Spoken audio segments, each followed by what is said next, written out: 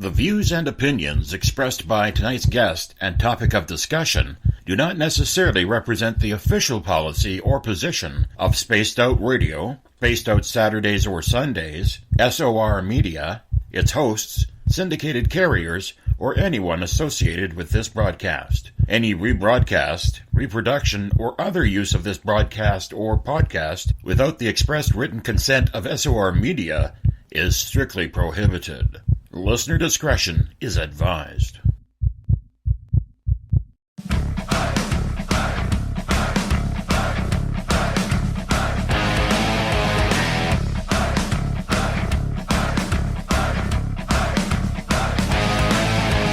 Are you experienced? Then come own the night with us.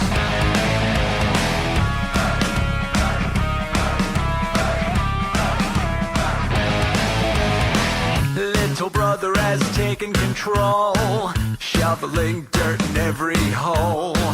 Predators to condemn your soul, watching you and watching me.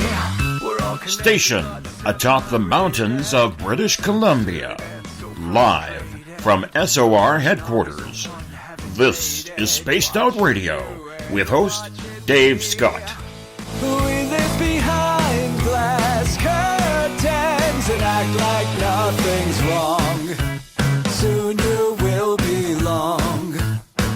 You can follow us on our website, spacedoutradio.com, and on Spaced Out Radio on iTunes. You can follow Dave on Twitter at Spaced Out Radio, and on Instagram at Dave Scott SOR, on Facebook at Spaced Out Radio Show, and on our YouTube channel, Spaced Out Radio. Brother wants to make headlines, be immortalized. Everyone's got an electric eye with the digital spies. They've watched you for so long. I know you're out there somewhere watching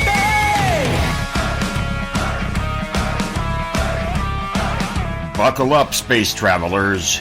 It's time to go for a ride on Spaced Out Radio with host Dave Scott. I know you're out there somewhere. We've watched you for so long. Wait for you to fall. We will expose you all. I know you're out there somewhere watching me. Little brother wants to make headlines, be immortalized. Everyone's got an electric eye where the digital spies. It's Thursday, September 6th, Friday, September 7th, if you're on the East Coast or across the pond. And this, my friends, is Spaced Out Radio. Hope you had a great day and night. I am your host, Dave Scott, broadcasting to you live from the Great White North on top of the mountains of central British Columbia, right here at SOR headquarters.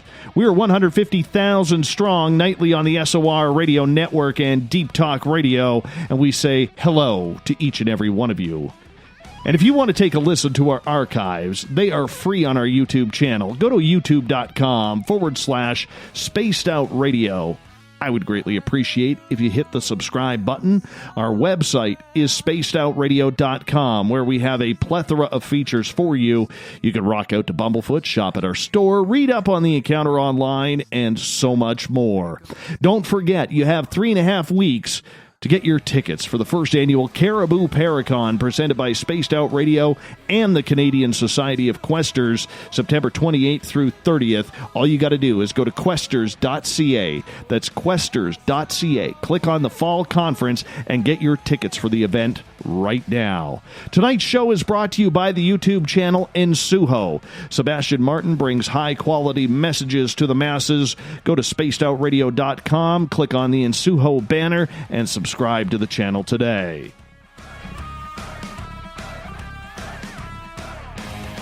Now, before we get to tonight's show, I have to address something here on a serious note.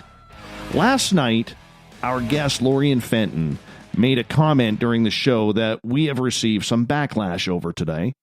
I talked with Lorian today, And she is extremely, extremely apologetic if she offended anybody, as that wasn't her intention. Also, there are those who thought I condoned or supported Lorian's comments. I didn't. I don't. I told her that. And she is fine with that. Nor is this a political platform where we get into it. I've always tried to make this show as apolitical as possible. Although I cannot control what our guests say, I do know that I have to have better control as a host to either shut the interview down or the line of questioning down and move on quickly. Obviously, last night I didn't do a good job of that. And so as the host, I need to do better on my end. And I wholeheartedly apologize to anybody who is listening in our networks, including Deep Talk Radio, who called in to complain. So you have my guarantee that I will do my best to make sure situations like this do not happen. My comments, to clarify, were towards the disgust I had during the Vancouver Olympics when organizers were shipping homeless people out of the city so it looked cleaner for the tourists that were coming in for the games. That's what I was trying to imply. For those out there who took what I said as a racial overtone, please understand that was not the intent whatsoever. I have listened to the clip. Those on our team have listened to the clip. We've had some major serious discussions about it today. So from me to every one of our great listeners who were bothered by that, I sincerely apologize. And I hope to re-earn that respect and your listening ears. Politics, unfortunately, has become extremely polarizing. And we, as an alternative paranormal show, will have to do better in vetting our guests and reminding them that politics does not need to come into play here. I also have to remember as a host that the majority of our audience is in the United States, where there is some very bad things happening right now. And sometimes, being Canadian, I forget. And so I'm very, very sorry about that. I've always said Spaced Out Radio is supposed to be a place for the non-judgmental, and we don't allow the line to be crossed. Everyone is supposed to feel safe here, and I failed at that. And I will man up and take ownership of that. That's my job as a host. So once again, I apologize to anybody who was offended by Lorian's comments last night, and the fact that maybe you think I should have got rid of her as a guest and canceled it right there. But I promise you, as a host, I will do better. This is still a learning experience for me. That's not an excuse, but I will do better. So, tonight's show. It's been over a year since our guest last appeared on Spaced Out Radio, so tonight we're going to find out where, oh where, has Samantha Mowat been hiding? Just kidding. She really hasn't been hiding at all, just very busy with her personal life. Well, you don't have to wait any longer because I've had a lot of questions over the last year. When is Samantha coming back? When is Samantha coming back? You got to get Samantha back on the air. So I said to Samantha in a phone call last week, I said, come on, time to come back. And she's like, I want to come back. Let's do this. So Samantha, to me, is one of the best kept secrets in ufology. She is an amazingly brilliant young woman who has had some extraordinary experiences beyond measure. And she also played a pivotal part in my life when the day I met her, we had a major ET experience. We're going to get into that in just a few minutes. Samantha's website is samanthamowat.com. Then at the bottom of hour number 3, Everett Thiemer will be back with our latest edition of The Encounter from the SOR Newsroom. Samantha Mowat, so proud to have you back on Spaced Out Radio tonight. How are you? Hi, Dave. Thanks so much for having me. And I'm just going to correct one thing. It's actually samanthamowat.ca. I need to buy.com. It's on my to-do list. Canadian. So, .ca. But that's okay. Thanks for having me, though. I'm excited to be here. It has been way too long, my friend, way too long. And you wouldn't believe the impact your stories and your knowledge have had on our listeners. Seriously, I would probably get, even up until recently, I would get probably 5 to 10 messages a month from different listeners. When is Samantha coming back? Why don't you have Samantha as a regular guest anymore? And I just said, don't you worry. She's got a personal life to live here. But when she's ready, she will return. And hence, as the angels sing down upon us, you are back. I love how dramatic you are. It's entertaining. The one thing that I do want to mention, Dave, is in the last year, I had to take a break. I was looking at all of my encounters throughout my lifetime, and the ETs have picked up my hybridization to such an extent that it made it really difficult for me to balance having a normal human existence, having a psychic human existence, having a contactee existence, and trying to keep everything balanced, such as the volunteer work I do and the working that I do. So I had to cut some things out of my life in the last 6 months just to be at a place where I can better handle everything. And thank you so much for understanding about me needing a break. I appreciate the fact that your friendship has allowed for me to really do that and without taking any offense to it, because obviously with me, no offense is ever meant with anything. Well, you played an important part, and there's a lot of our audience members who bonded with you. And, it's something where I think your message is something that is important for all experiencers out there to have. And I can honestly say I have interviewed numerous experiencers, but for some reason, maybe it's because you and I had an encounter together with an ET presence, or whether it's because you and I have a friendship because you're friends with my family as well. And maybe it's that personal, but I have never had somebody as honest up front as your experiences have brought to this radio show. Thanks. That's really sweet. The one thing that I've really noticed over the years is it seems like when you start talking to a lot of contactees and abductees in my labs, everyone has a different perspective. Everyone has a different point of understanding about what they're going through. And the one thing that I've been working very hard with, and this is something I do recommend for any of your audience who are abductees or contactees, is to take all of your experiences, and as you experience them, write down every detail. Write down the weather, write down whether it's inside, outside, who you're with, what you're wearing, what direction you're facing. Just like when you and I talk about our encounter, you're talking about what the wind is like and what direction the sun's cascading down. These are really vital details to write down, because over time, you're going to forget that stuff. Even our encounter, I can't believe it's been over 4 years since we had that, Dave. I know. And if I didn't write it down, there is not a chance I'd remember as much about it as we're going to be discussing tonight. So I'm really happy that we're taking the time to do this. Well, I could tell you this. It was probably one of the most pivotal points of my life that day. And we're going to get into that because, Samantha, since you've come on, we have seen a huge increase in our audience. And there's a lot of people who don't know the story, don't know about you, don't know how you're involved, and we're going to get into that. So, let's reverse time a little bit here, and let's go back to a story that many of our audience members know. It was April 10th, 2014, when I had an ET landing, or a UFO, pardon me, call me outside of a friend's house. And I communicated with a friend of mine and a friend of yours at the time with that ship that was 150 yards away from me. And I didn't even know you. You were no idea who you were. You had no idea who I was. And after 5 nearly sleepless nights, it was a Wednesday afternoon, April 15th, I believe, at 2 o'clock in the afternoon. We go over to this friend's house for tea, and she says, "You have to meet my friend Samantha.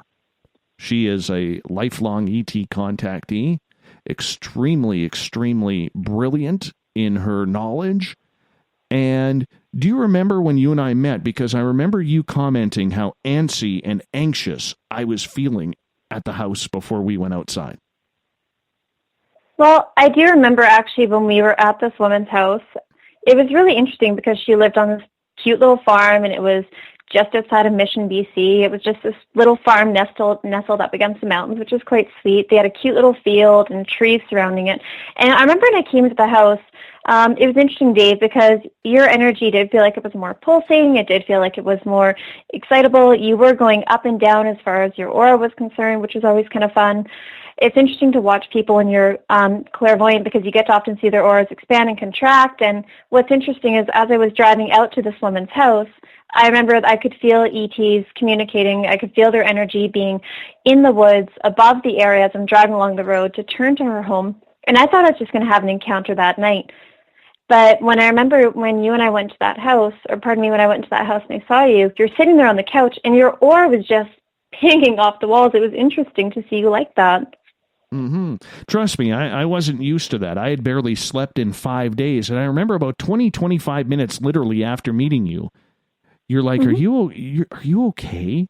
You said something like that. And I'm like, not really. She's like, you look, and you said, I think you're looking like you want to go outside or something. I'm like, yeah. And then I told you the experience of what had happened 5 days previous. And you then said, well, do you mind if I come with you?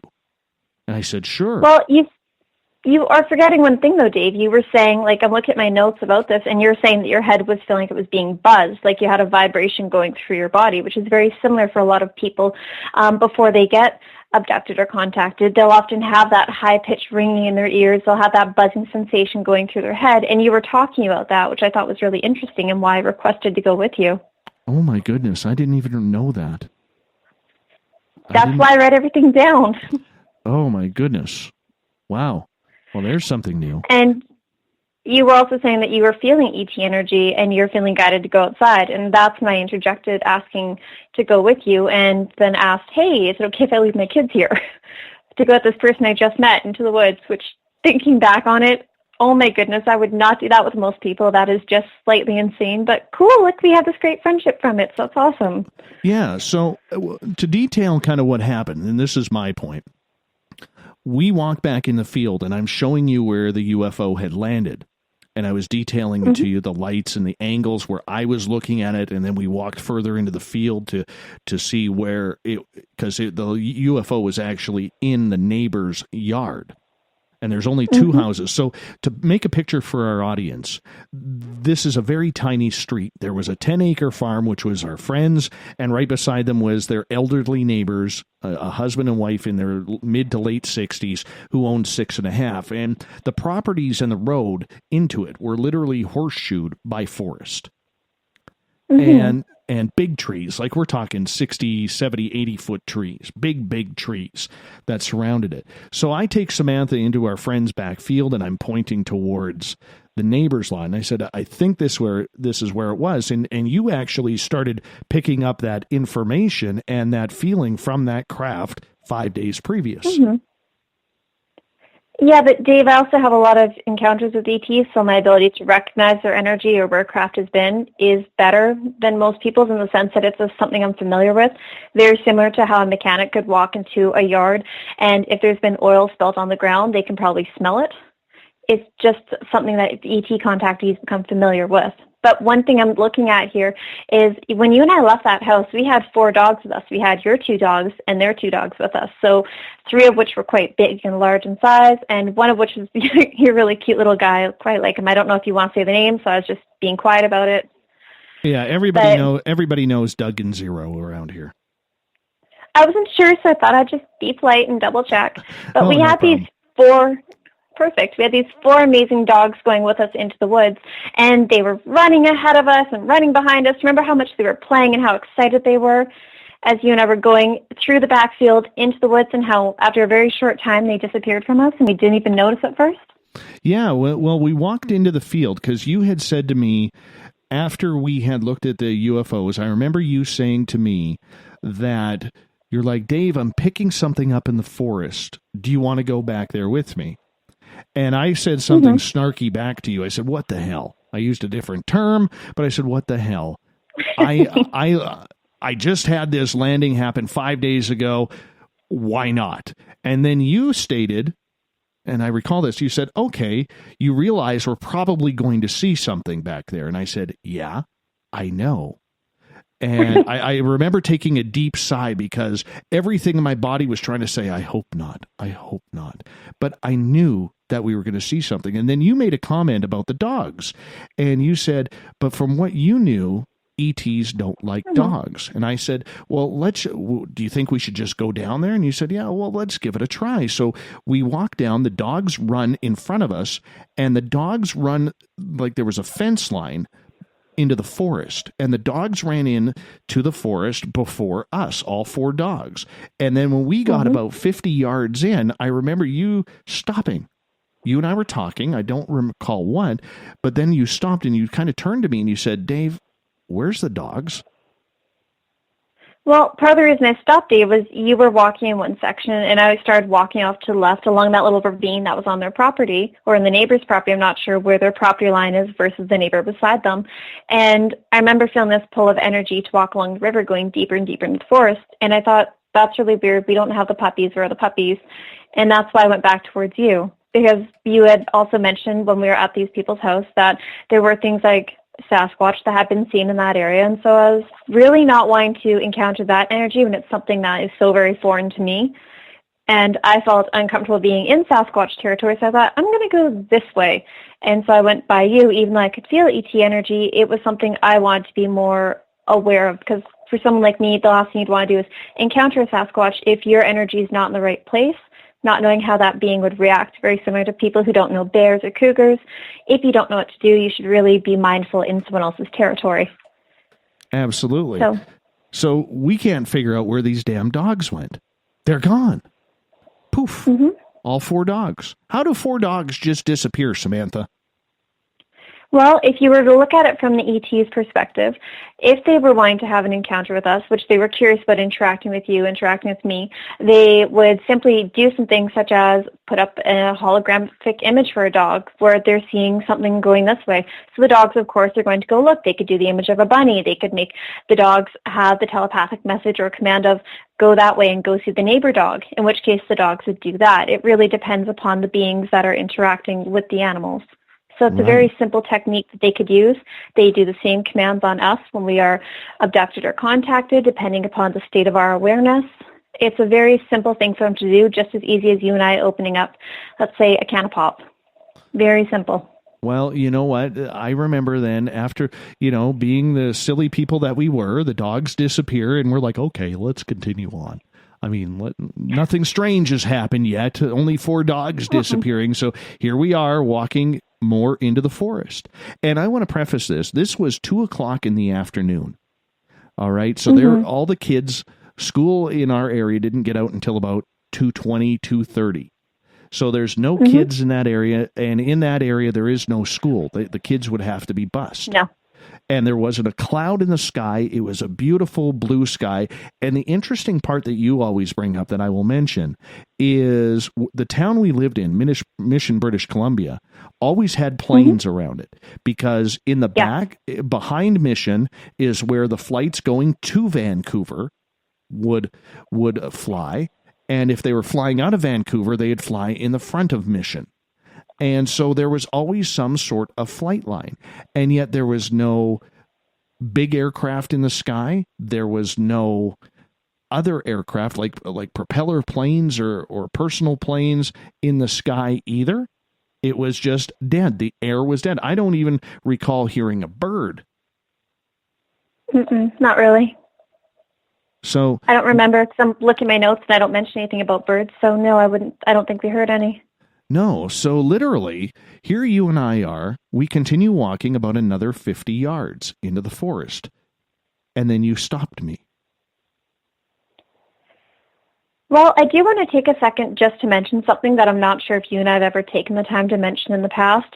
Neither Dave nor myself do drugs. We don't play with hallucinogenics. We don't do anything that could make us perceive to be beings or see stumps and think they're beings. We were not drinking. We weren't doing anything that would alter our normal state of being. So I do think it's important that we should make mention to that, because I don't know if we've ever talked about that part. No. So I think it is relevant. Absolutely. So, absolutely.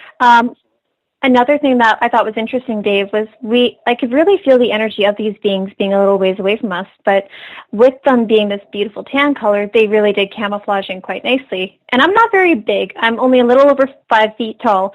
So I found it interesting. So I step up onto the stump so that I could get a better vantage and see what's all around us.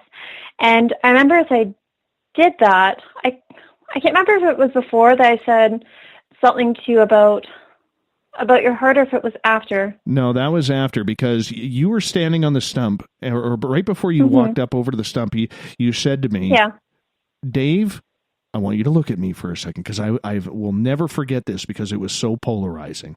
And I get goosebumps every time I think about this. And I wonder if Carl's going to show up tonight. Energy is weird. Anyways, I remember you looked at me, and we were about 2 feet apart. You said, Dave, I need you to look at me for a second. And I looked at you, and you said, I want you to look that way. And you pointed north. And tell me what you see. And that's where I took a deep breath. I looked, you went up on the stump, and I remember saying, Samantha, what the F is that? Samantha, what the F is that? And I must have said that for about, 500 times, and I don't think I'm exaggerating there, because 200 feet away from us, I was staring at a 10 to 12 foot extraterrestrial. Yeah, there were two of them. One was towards the front and one was slightly behind the other one. And the interesting thing about these extraterrestrials that we were seeing is they're very similar to the Greys in a lot of ways, because they did not have hair, they did have rounded heads. They were bipedal beings that had very thin limbs, very thin torso. They were not wearing clothing. Their skin was more of that tanny type color, very similar in a lot of ways to what you would see. It's almost like a muddy brown color. It's a very ruddy type appearance, but it had a healthy consistency or energetic vibration coming out of it, and they had very large eyes. And Dave, it was really interesting standing beside you as this was happening, because for me it felt like I was seeing someone very familiar, someone as familiar to me as if I were to walk up to you and be like, hey, how's it going, type thing. It would be just like that for me going up to these beings. But I remember feeling it was safe for me to walk up to them and to leave them. But I was really apprehensive to walk away from you because of what your energy was doing at that time. It was having its consciousness expanded beyond what it normally operated within. And it was almost taking your beliefs of the world and really making you reevaluate your concept of reality and what's possible. So it was quite interesting. It was extremely interesting. And trust me, I think if you would have walked over there, I would have probably ran after you, threw you over top of my shoulder because you're petite that way. And I would have ran as fast as I could with you on my shoulder back to the house. I mean, that's how... That would have me... Yeah, go ahead. That would have, that would have freaked me out. But what I recall from that is, inside myself, as I'm staring at this 10 to 12 foot being, which was very thin. And here's kind of the story punch. I know I'm jumping around a little bit, but it wasn't until 4 months later, Samantha and I realized that we were talking about different beings. She knew there were two there, but she was focused on one. I didn't know there was a second being there. I was too busy looking at this 10 to 12 foot being. And so here I am trying to process this. And in my mind, I can't do it. My eyes are not, or my mind is not believing what my eyes are showing them. And I realized at that point in my life that I was 40 years old at that time, and that everything that I knew up until that point was almost like fallacy. It was like somebody coming up to me, and here I am as a child holding every rule and guideline that I had ever learned in my life from my coaches, my parents, my grandparents, my friends, my teachers, whomever it may be. And it was like a stranger just ripped that out of my hand and tore it up right in front of me. I felt that lost, that I didn't know. I wasn't scared of the being. My mind couldn't process the actual incident as it was happening. In the meantime, you're all like, well, this is kind of cool. And you start getting telepathic communication from the one you are seeing and the one I cannot see. Yeah, but Dave, that's also something I've had my entire life, is this connection towards these beings. And telepathy is a fairly easy thing to do. And what most people who are contactees and many ufologists or researchers in this industry are well aware of is that when you're in the presence of these beings, you have an amplified level of psychic ability, allowing for you to not only energetically read the message that they're trying to send to you, but you're also able to understand some of the telepathic information they're directing at us. Even though I do have a better ability to receive telepathy than you at this time, that does not mean that I'm by any means on the same level as them. They could be sending entire blocks of information, and I might be picking up like one-word answers or little sentences, because that is how different we are in our communication styles. Because I remember you turning to me and saying, Dave, I have a message. And the message was something along the lines of, you're more than welcome to come over here and say hello. However, we are concerned about the man's health. Well, they were concerned that if they were to start walking up towards you, you would take a heart attack. Oh, probably. And it wasn't done with any sense of maliciousness on their part, but these beings were trying their very best to be considerate towards us. They were trying to make it in a way, because I've been asking for more daytime contact, more conscious contact, not as much of the astral encounters, not as much of the nighttime encounters where they come and see you in the middle of the night. I was asking for more daytime stuff, so that's part of why I was able to have this experience. But part of what you needed was to send you along your path, was to really give you that strong shake out of the cognitive dissonance which you could have been in if you had not had a few of the encounters that you had that year. Yeah, it was insane. So that's part of, well, it's the awakening process, and everyone goes through it in different ways, and to some extent, each of us has to go through something similar. And that's fine. That's completely great. I was really happy the fact that they showed this concern for you. But Dave, if you had picked me up and threw me over your shoulder, I'd be interested to see how they would react to this. Yeah, would they come after us? Cool. It totally would not have been cool. Would have been interesting though. Oh, trust me. I you know what? I could have won a gold medal. That's the way I look at it. I would have ran so fast that my out of shape 225-pound body would have won a gold medal.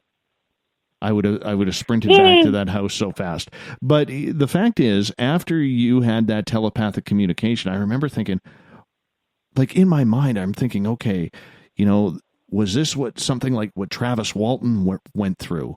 Was this something that is this going to be Fire in the Sky, or is this Whitley Strieber where all of a sudden? But this is what's going through my head at this time, and in trying to figure out, and then I hear that telepathic message that you're getting, that they're worried about my health. It screwed me right up, because it didn't make sense to everything that I had learned from Hollywood and television shows about ET contact. As far as I knew, ETs were supposed to be bad, evil, demonic. That's very heavy. But you know what? Some of them are. I mean, just like humans, there's just as much diversity within many of these races and the different constellations and the different groupings as there is within humanity. They can't paint us all with the same paintbrush, just like we can't do the same to them. What's interesting is I remember smiling while I'm seeing these beings, being like, oh, I feel safe. I feel that I just happily walk up to them because they're just as happy to see me as I am to see them. And I felt like it was okay for me to go there. But Dave, do you remember if they took a step forward, you touched my arm and said, don't go? Yeah, that was absolutely. really interesting. Yeah, because you had walked down towards the path to go to them, and you're like, I'm going. And I'm like, you're not leaving me. Do not leave me. I am not going back to the farmhouse without you. I just met you, and I don't need to go to jail. No, that probably wouldn't go over too well if I'm like, bye, see ya. Yeah. They also sent a message that they were fearful of the dogs, which is quite interesting. And Dave, they were a little bit fearful of you just because of how your energy was responding to them. Yes, they were concerned for your health, but like I'm sure you've told your listeners, you were into stuff like hockey. You are in a lot of ways a man's man. So that instinct to protect what's around you when facing something completely foreign or that could be a potential threat, that automatic response could kick in, and that's where they had a little bit of concern about you as well. So it's interesting. They were trying to introduce themselves to you in a way that was non-threatening. That's part of why they gave us such a large distance, and why they also didn't do you remember the entire time they didn't really move? Yeah. They just kind of stayed in that one area. They were being incredibly respectful. Yeah, and I remember getting weirded out because they changed color. They went from a light creamy coffee color to a darker brown, which would I can only associate with the color of a giraffe. And that's fine. I mean, a lot of these beings do have a camouflage type capability. You see it with some of the reptilians. We see it with a lot of different beings where they're able to change their vibrational field in such a way that it acts as a camouflaging mechanism so that they are partially transparent or see-through.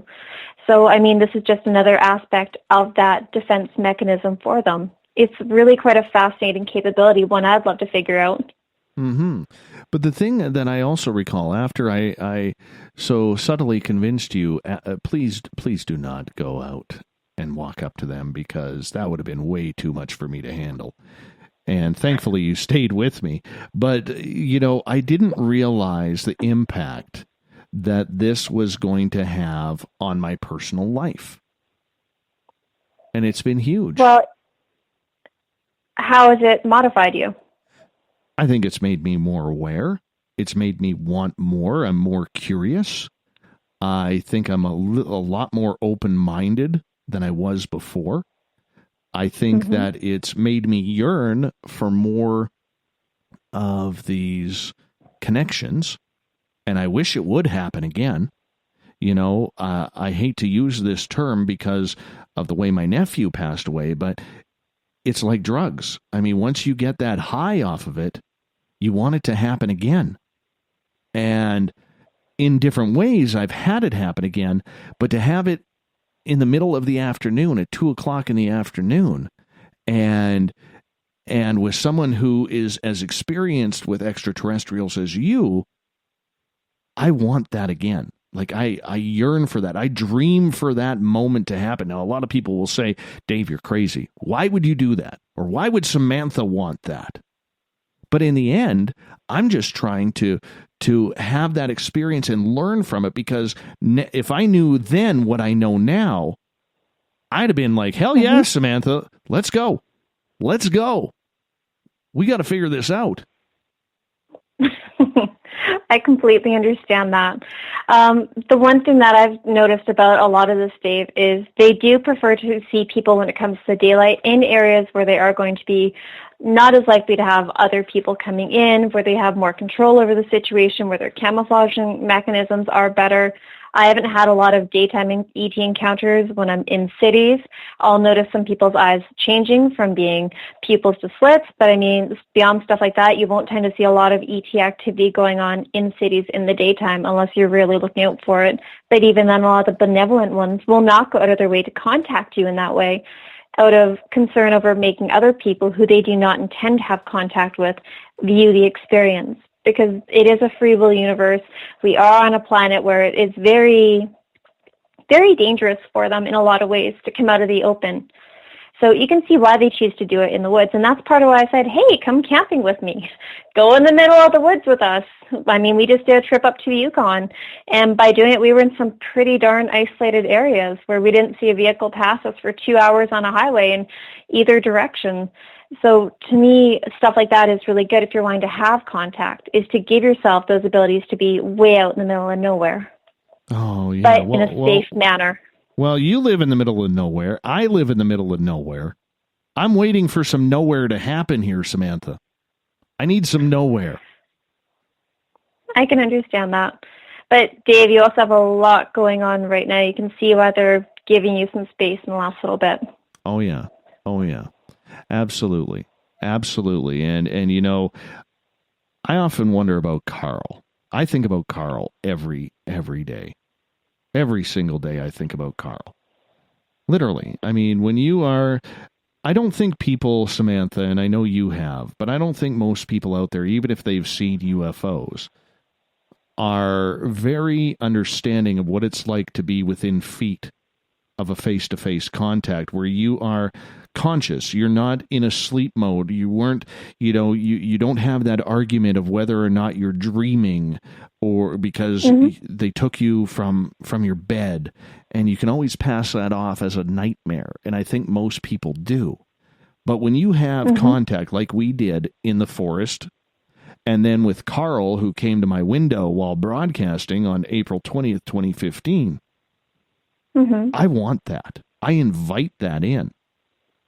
You know, as long as it's peace, love, and light, you know, I'm all good with it. But, you know, it's amazing when you have experiences like that, and you've had way more, and we'll get into them as the show goes on. It's amazing how you crave it, and you need to experience it, and you need to feel it, because a lot of times these interactions are only for a fleeting second. Okay, I could see that. Yeah, I could see how a lot of them are really short. When it comes to a lot of my encounters, unless something decently significant is happening, I don't bother recording it. But Dave, that's part of where you and I are differing in this incarnation. It is my job to make this normal. It is to make it so the public is more conscious to the fact there are extraterrestrials and multidimensionals, and how their psychic abilities can be used to connect them better with these beings, so there is not the misinterpretations going on. So when I can understand what you mean when you say that you get slightly addicted to the feeling of being near them, because they do have a totally different energy and vibration coming out of them. Very similar to how every person we encounter feels differently to us. When we see people we love, the vibration from them makes us feel good and we want to spend more time with them. Whereas if you see people you're not as keen on, you're like, you know, get away from me. And that's completely understandable. It's very similar with many of these beings. The ones that resonate with you, it feels incredible to be in their presence. I think that's part of what you're trying to say, Dave, is Carl is someone that you've known for multiple lifetimes, and that energy he emits is so familiar for you that it gives you this sense of love and excitement and joy, and that's what you're hoping to have around you all the time.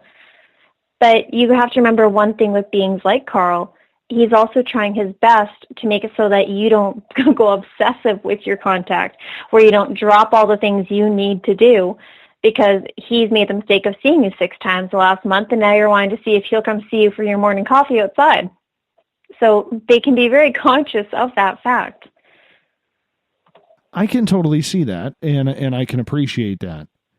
But I've only seen him once, and I know he was in my yard last year.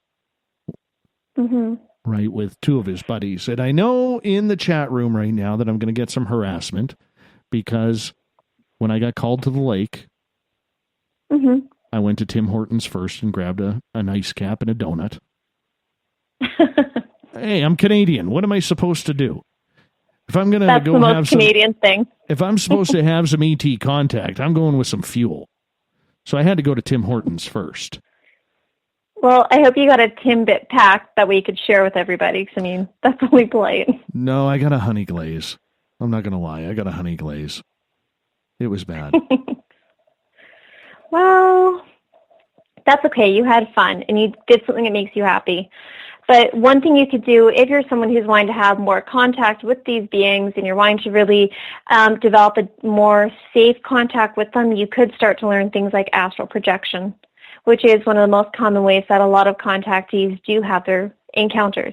Often people think of their encounters as being just physical. Well, no, in my experience with all the contactees that I've talked to, many of them will not necessarily remember these beings with their craft coming about the house. They may not remember being taken from their bed or going through a window or going through the front door. Instead, they'll find they're just suddenly in the presence of these beings, and often that can be an astral encounter. So, Dave, if you're wanting to really connect with Carl, that is an option for you. Because astral encounters can happen. Doesn't matter how exhausted you are. Doesn't matter how busy your day is. It's just another way of living life. It is tiring. And trying to find 5 minutes to take a break, that's a tough one right now. Very, very tough one. Well, I can understand that one. But that leads us back into the whole, you have to be very careful where your attention goes, energy goes. Where your energy goes, that's what it gets drawn to you. So if you're obsessing, saying, I don't have time, I'm exhausted, I'm angry, nothing's working out, well, guess what? The universe is like, hey, here you go. Nothing's working out. Look, just like you asked for. And I know I can seem obnoxiously happy to a lot of people. And for the most part, yeah, I probably am annoyingly happy most of the time. But I'm aware of just how much my energy and my thoughts do create my reality. And so I'm very careful where my energy is going, because I realize if I allow myself to get in that depressed place where I'm frustrated because I'm seeing harvesting and really bad, some of my hybridization stuff is really painful, and other things like love bite, which can be really frustrating and difficult to go through, can really wreak havoc on your emotions. If I obsess over that stuff, well, then all my encounters go towards the negative beings, because like attracts like, vibration attracts vibration. So you do have to be aware of that concept as well. Let's get to you a little bit. We've talked a lot about our story here and what I've gone through, but I mean, let's get to your story here, because for a lot of our new listeners that are in here now who may not have heard you previously in your previous incarnation on Spaced Out Radio, you have had a lifelong of contact, and you are someone who, I mean, this has become almost an everyday occurrence for you. At times you get weeks off, but other times you don't. Explain how your life started in the ET realm. Okay, so when it comes to ET contact, mine has been a little bit different. Many of the beings that I've actually had the pleasure of meeting, some positive, some negative, I've actually been incarnating with and knowing for multiple lifetimes, some of which have been while here on Earth. The encounters for this lifetime started when I was very young. I was only a very small baby, and I was not adjusting well to this planet. I was not adjusting well to the fact that the parents I had incarnated with, in those lovely 1980s years, were smoking in the house. So my lungs were burning. The being that I had agreed to incarnate with, which was my twin brother, decided he couldn't handle the vibration. He wasn't incarnating. So I was crying and begging and pleading, wanting to be taken off this planet, trying to back my way out of this mission that I agreed to do. And so what happened for me was I ended up having one of the lovely beings that I work with come down, and these beings interesting. I often call them the TAMs, but I've been told they're actually what's known as Andromedans. It looks very similar to a gray in a lot of ways. And Dave, this is the kind of being that you and I saw in the woods. The very thin body, very slender shoulders, doesn't really have the distinct genitalia that humans have, such as breasts and buttocks and penis and you name. I'm sorry, I probably can't say that word, so I won't say it again. No, that's legal. That one's legal. Oh, you never know. That's why I want to apologize. And this being came down, and it was quite literally partially manifested into the room. So when something is partially manifested, that means it's actually operating just outside of visible light for most beings or most people. And so other psychics who are particularly clairvoyant could see it, clairsentients could feel it. And this being had, because children are much more psychic and aware to the different dimensions around us, they will often see things that most adults do not perceive. And this being came into the room, and it's touching my chest, sending healing energy, reminding me this is what I agreed to do, and it's singing me this very beautiful song in this Andromedan dialect. And I can still hear the song, but I don't have the vocal range capabilities of mimicking it. It sounds very soft. It sounds very harmonious. It's almost as though,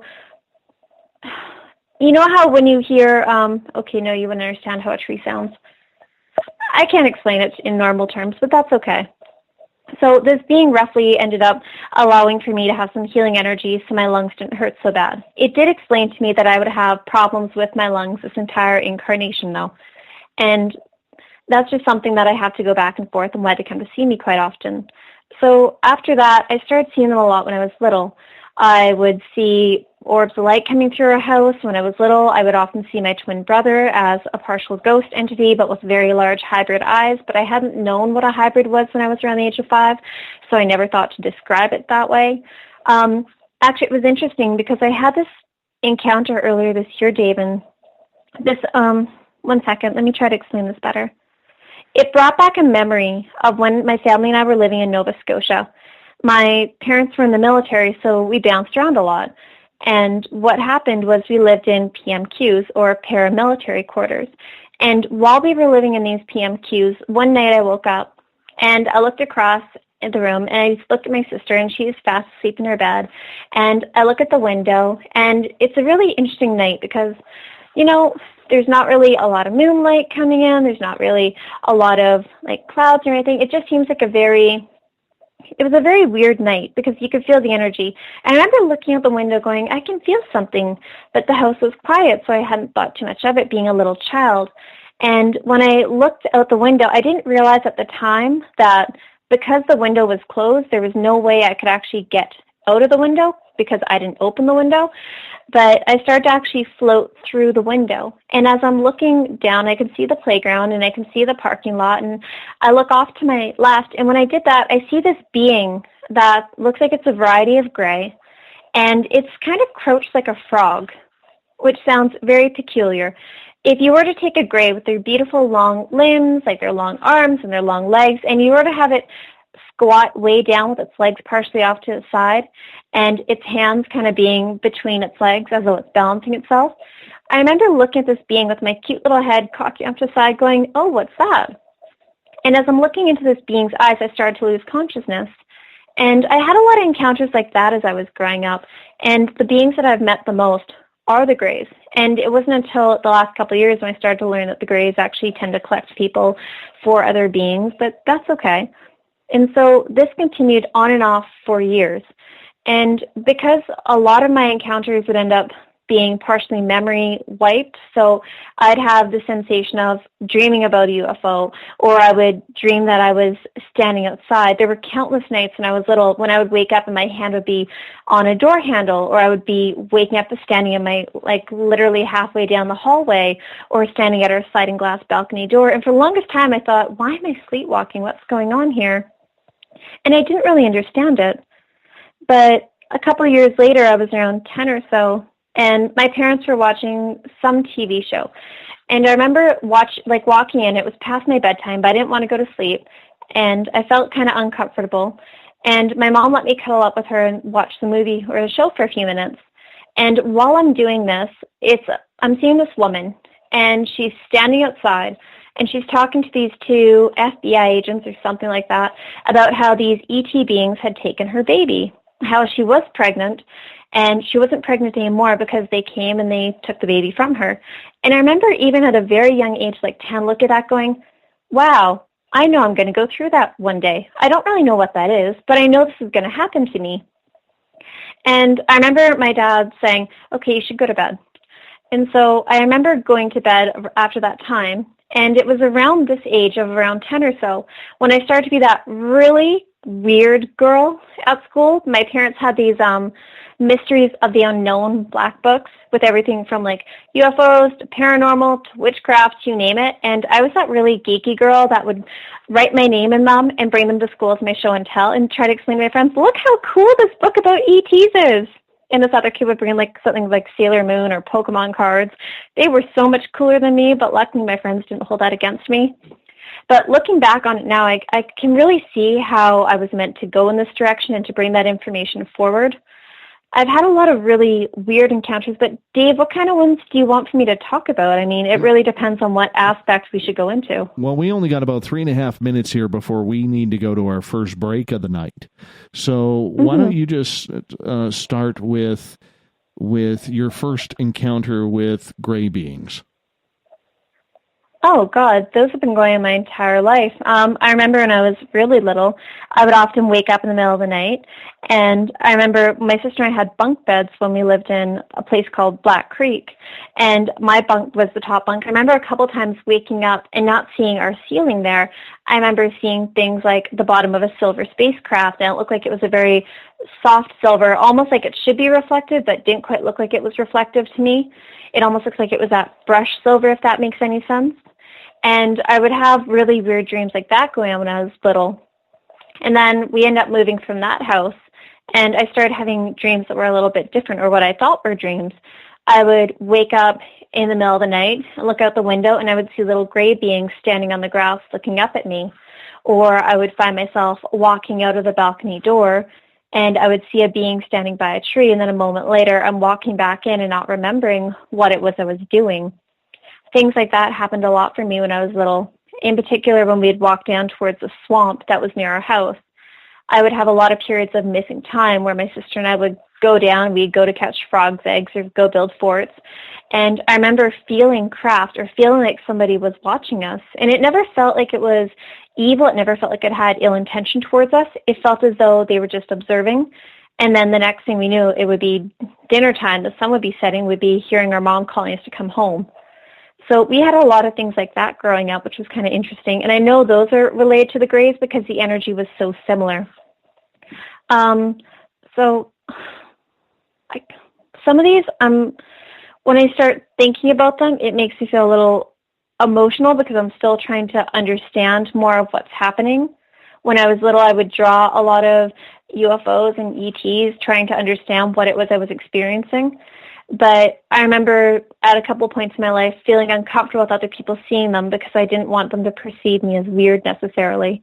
Although I've always felt as though the Greys were something that was a bit of a family to me. Not necessarily my soul's origin, but as though they were treating me like one of their own or like someone they cared about. So it was a bit of a different dynamic growing up. With the Greys, they have become so synonymous with negativity. Were you seeing that side of them as well? Not a lot of it. I would say the majority of my Grey encounters have actually been quite nice. A lot of the Greys that I've met, when I see them, I will walk up to them, I will hug them, and I will get a feeling of joy radiating out from them.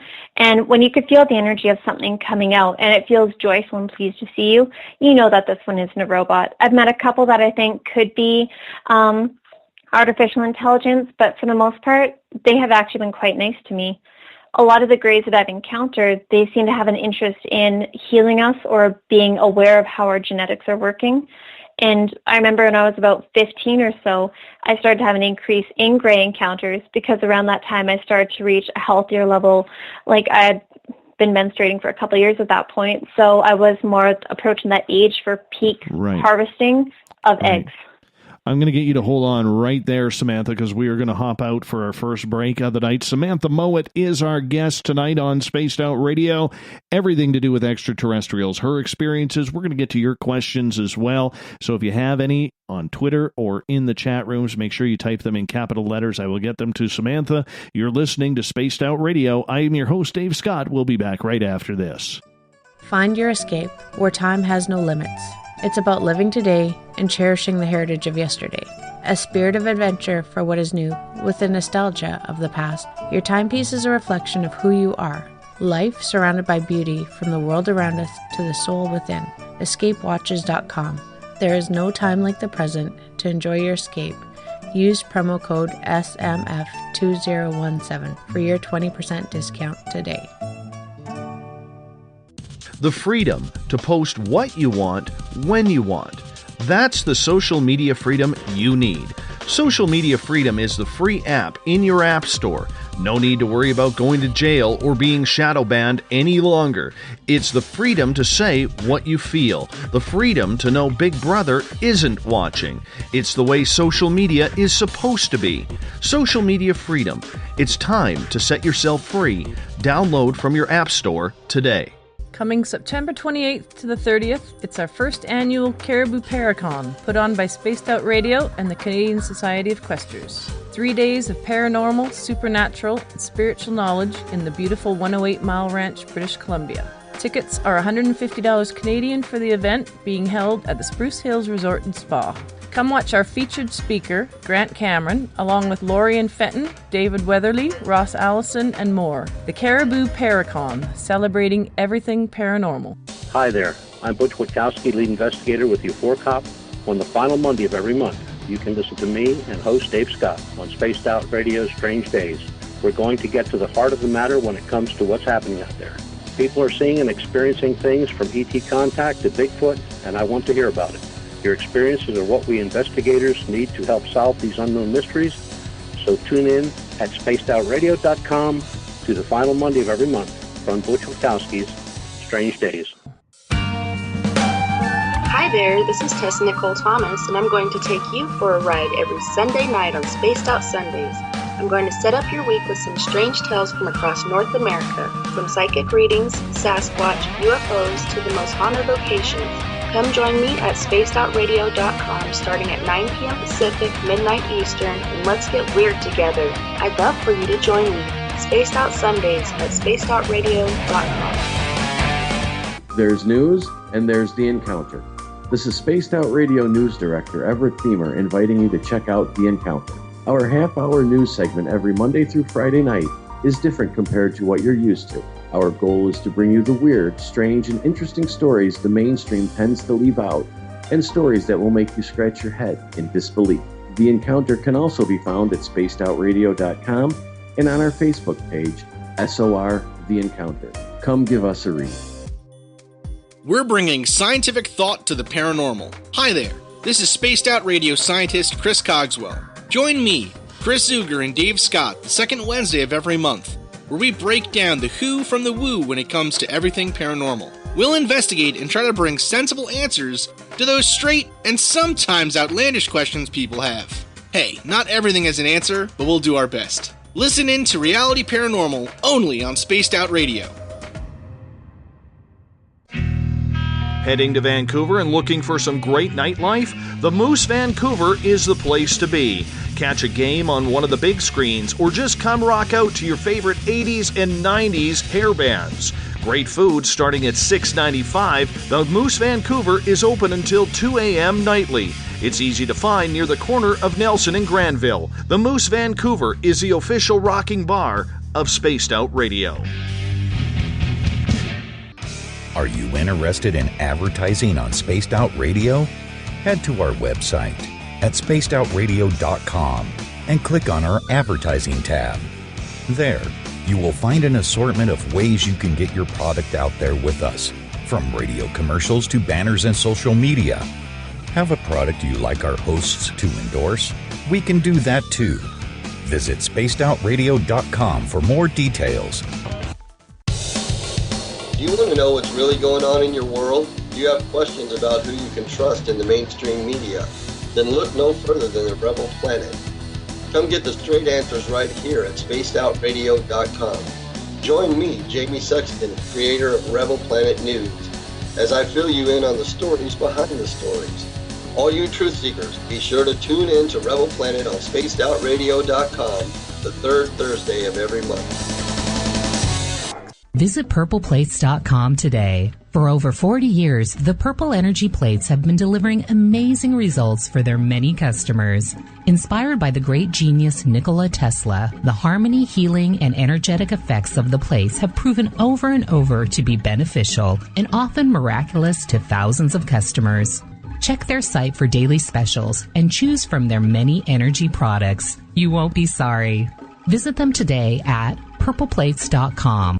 So, you love talk radio? Then you'll love TalkStreamLive.com. TalkStream Live is always on, 24/7, with the best streaming talk shows. Find your favorite talkers and discover some new ones. It's free, readily available online or on mobile with any smartphone or tablet. Finding your favorite talk shows all in one place has gotten a whole lot easier. Just go to TalkStreamLive.com. Be sure to download the free apps from Google Play or the iTunes App Store.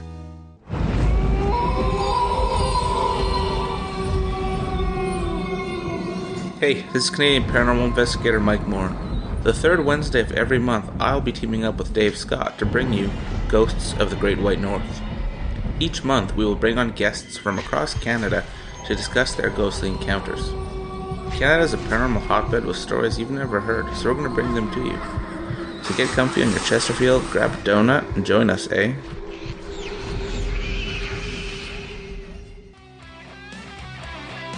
The views and opinions expressed by tonight's guest and topic of discussion do not necessarily represent the official policy or position of Spaced Out Radio, Spaced Out Weekend, Spaced Out Radio Limited, its hosts, syndicated carriers, or anyone associated with this broadcast.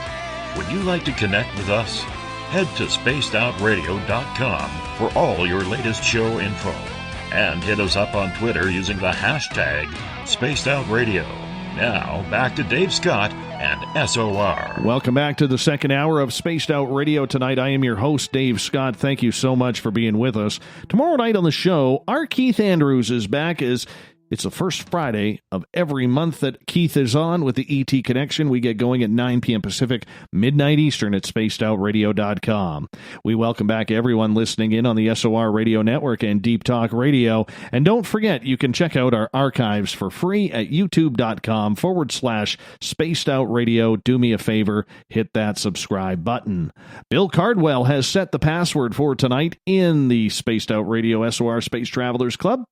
And it is Loughton Clavisymbol. Loughton Clavisymbol. I have no idea if I got that right, but Bill sets a password each and every night right here on the mighty SOR. Our website is spacedoutradio.com, where we have a plethora of features for you. You can rock out to Bumblefoot, shop at our store, read up on the encounter online, and so much more. And don't forget, in just 3.5 weeks, we have the first annual Caribou Paracon right up here in beautiful 108 Mile Ranch, British Columbia, presented by Spaced Out Radio and the Canadian Society of Questers, September 28th through 30th. You can get your tickets by going to questers.ca. That's questers.ca. Click on the fall conference, scroll down to see our lineup. You're going to be very impressed with who's here. So come party with us at a little paranormal talk as well that weekend. Tonight, I'm proud to reintroduce Samantha Mowat. SamanthaMowat.ca is her website as we're talking all things extraterrestrial. But before we bring Samantha on, I know we have some new listeners just tuning on in. Last night, we had a little bit of a situation with our guest, Lorian Fenton, who said something that was, many of our fans took as derogatory. And I just want to reach out to all of you and say, if you were offended by that as part of Spaced Out Radio, we do not condone any type of talk like that around here. And we wholeheartedly ask for your permission of forgiveness, and we hope that we can move forward here, because as a host, it is my responsibility in order to try and bring things to a very, very safe level for everybody, and I think I failed at that last night, so please forgive me for not catching it and not doing the right thing and probably cutting off the interview at that time. So once again, I apologize to all of you who listened, who may have been offended on that, and hopefully you can tune back on into us and we can earn that respect back. Samantha, thank you so much for being with us tonight. So much appreciative. Thanks, Dave. I'm having a lot of fun. Thank you for having me. Right before the break, you were talking about your contact with extraterrestrials. In fashion, we were talking about the Greys here, and that a lot of people ostracize the Greys as being evil, as being heartless, almost like they are some sort of artificial intelligence, that they're there to do a job and they don't care if they hurt you, if they tickle you, if they make you laugh or they make you cry or angry. And yet we hear those experiences all the time, but your experiences have been a little bit different. Yes, they have. I've had the pleasure of knowing quite a few Greys throughout my lifetime, and a lot of my hybrids are actually human Grey hybrids, or varieties. They're similar. And I have not found that to be the case with the Greys overall. I have met some that seem as though they are AI, but the vast majority of them are, in my opinion, not artificially created. A lot of them do not necessarily have the full spectrum of emotions that we do, and their empathy or clairsentience may not be on the same level as ours due to our emotional variety, but I have noticed that they are very psychically attuned. For the most part, they're very intelligent beings. And I would like to mention one thing about the Greys before we end up scooting over to someone else. When it comes to a lot of the Greys, one of my next children that really wants to be born through me, he is a Grey. And I have been seeing this one being every couple months for the last 4 years. And whenever I've seen him, the amount of energy, such like love that's radiating out of him, he recognizes me, he runs up to me, he will literally jump in my arms. And when I sing to him, this being is excited. He is happy, he is overjoyed, he's looking forward to having a human incarnation either through me or through one of the other women who have agreed to give birth to them, to allow for them to have incarnations as humans, to really understand the spectrum of what it is to be a human on planet Earth. And so to me, that doesn't necessarily scream someone who's malicious and intending to just probe you and to go destroy your cattle. And don't get me wrong, I know there are beings out there that do that. I completely understand it, and I know that is going on. But in my experience, that is not all of them. This being, he's very funny. His idea of making me laugh when I'm really sad is to end up making silly hats on his head or to try to make really funny faces. But his mouth being so much smaller, he can't really do a whole lot with it, but he certainly tries. So it's kind of entertaining when you have a gray being who sees you going through frustration with some of your other encounters and tries to comfort you saying, hey, I know you've gone through this and I know that's really hard, but it's okay. We love you and we're healing you and we're doing our best to help make that easier for you. So to me, that is a loving being. When it comes to the grays, I saw them a lot as a teenager. I can remember my sister and I, we used to share a bedroom when we lived at my mom's every summer. And this is on like a 50-acre farm, middle of nowhere. Dave, if you think you and I are remote right now, we've kind of got nothing on this farm. It was so isolated it wasn't even funny. And I remember I woke up this one afternoon because I had been napping, and I'm looking outside my window, and below me on the ground was a small white-gray extraterrestrial, and he was holding something in his hand. And the thing that he was using, the only way I could really understand its function or its use was to help change the properties of my physical body so that I could come through the wall. That way they could take me out of the house. And I remember that this being was smaller than me. He wasn't very big, probably only about 4 feet tall or so. He is the size of a child in lower section of elementary school. He wasn't wearing clothing. He appeared to be alone. And this was summertime, and it was quite beautiful out, and the grass was short below his feet, and it was like that grainy yellow color. And he wasn't very far away from me. He was only several feet. And he was looking down at his device when, I remember when I was looking at him, he looked up at me, and he had these very large, beautiful black eyes. But the moment our eyes made contact, I did lose sight of everything. My vision did go hazy. I started to have no longer a sense of time, and I don't remember anything else about that encounter. But whenever I think about the encounters that I've had that are similar to that, I don't get a feeling of fear or trepidation or a feeling of, oh my God, I never want to go back to my mom's house again. Keep me away from that place. That is not the feeling I have. And for my soul to not have that sense of danger or urgency, to me, that would mean that this is something that is fine. This is something my soul is okay with. Otherwise, I think pretty sure intuition would be kicking in. So why, or continue on, please. No, you continue on. Oh, I was just going to say, the majority of the time that I end up spending on this farm was typically in the summer, because other than that, I'd only be there every second weekend. And I remember this other encounter that I had, and this is a very interesting farm in the sense that this is the early 2000s, the late 90s. We had a windmill. We had a water wheel that generated our power. We didn't get our electricity from like power lines coming up to our house. This place was completely off the grid. And we didn't have any neighbors near us. My nearest neighbor was an airport that if I walked straight through the woods would have been a mile or two away. So to me, it really doesn't get more isolated than that. And this was 7 miles up a dirt road.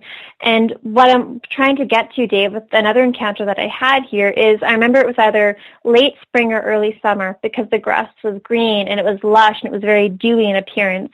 And I remember I had walked out of the house and I was wide awake and I was walking over to where our electrical shed was, where we had this windmill on the top. And as I'm walking towards the backfield, because I have my chores to do, I've got to go help feed the horses and take care of the cows. And we had a farm for growing our own food and everything else, which is fantastic as an adult looking at it. But as a teenager, it is the last place on earth you want to be. And so I'm walking away from the house, and I have no recollection of where my mom is or where my stepdad is or where my sister is. But I knew I was walking to go do my chores. And ahead of me, just off towards like the grass over on my right side, I see the same looking small white-gray extraterrestrial standing in front of me, and he's on the front lawn, and he's facing in my direction as though he was waiting for me. And I remember as I look at this being, I noticed that there was a smooth silver craft hovering low in the sky just above the electrical shed building. And I have a lot of memories like that where it's like I remember 1 minute of an encounter, but I don't remember a whole lot else about what was going on at that time. Now, I do know when this encounter happened, I didn't have my period, so that leads me to further believe it has to do with things like the hybridization aspect and to do with the egg harvesting. But I know I do have a contract with them where they're allowed to come take some of those from me. So there's a lot of stuff like that in my past as well. You get a lot of people out there, Samantha, who absolutely despise, hate, fear, loathe the Greys. They have been painted with a big picture. How come, even though we as humanity can recognize different species and cultures of humans, that we can't do the same with a culture like the Greys? Well, if you think about the culture that the Greys are as a whole coming from, it is so vastly different to ours that we have a very strong, hard time understanding their reasoning behind doing things. Yes, overall, they do have more of a hive mentality. Yes, they have a limited perspective as far as their emotions are concerned, as far as their emotional intelligence is really focused. They are more scientifically oriented than us. They don't necessarily have the key family units like we do. And so because we don't have those simple points of similarity, the way that they conduct their lives and the way that we conduct ours is so vastly different.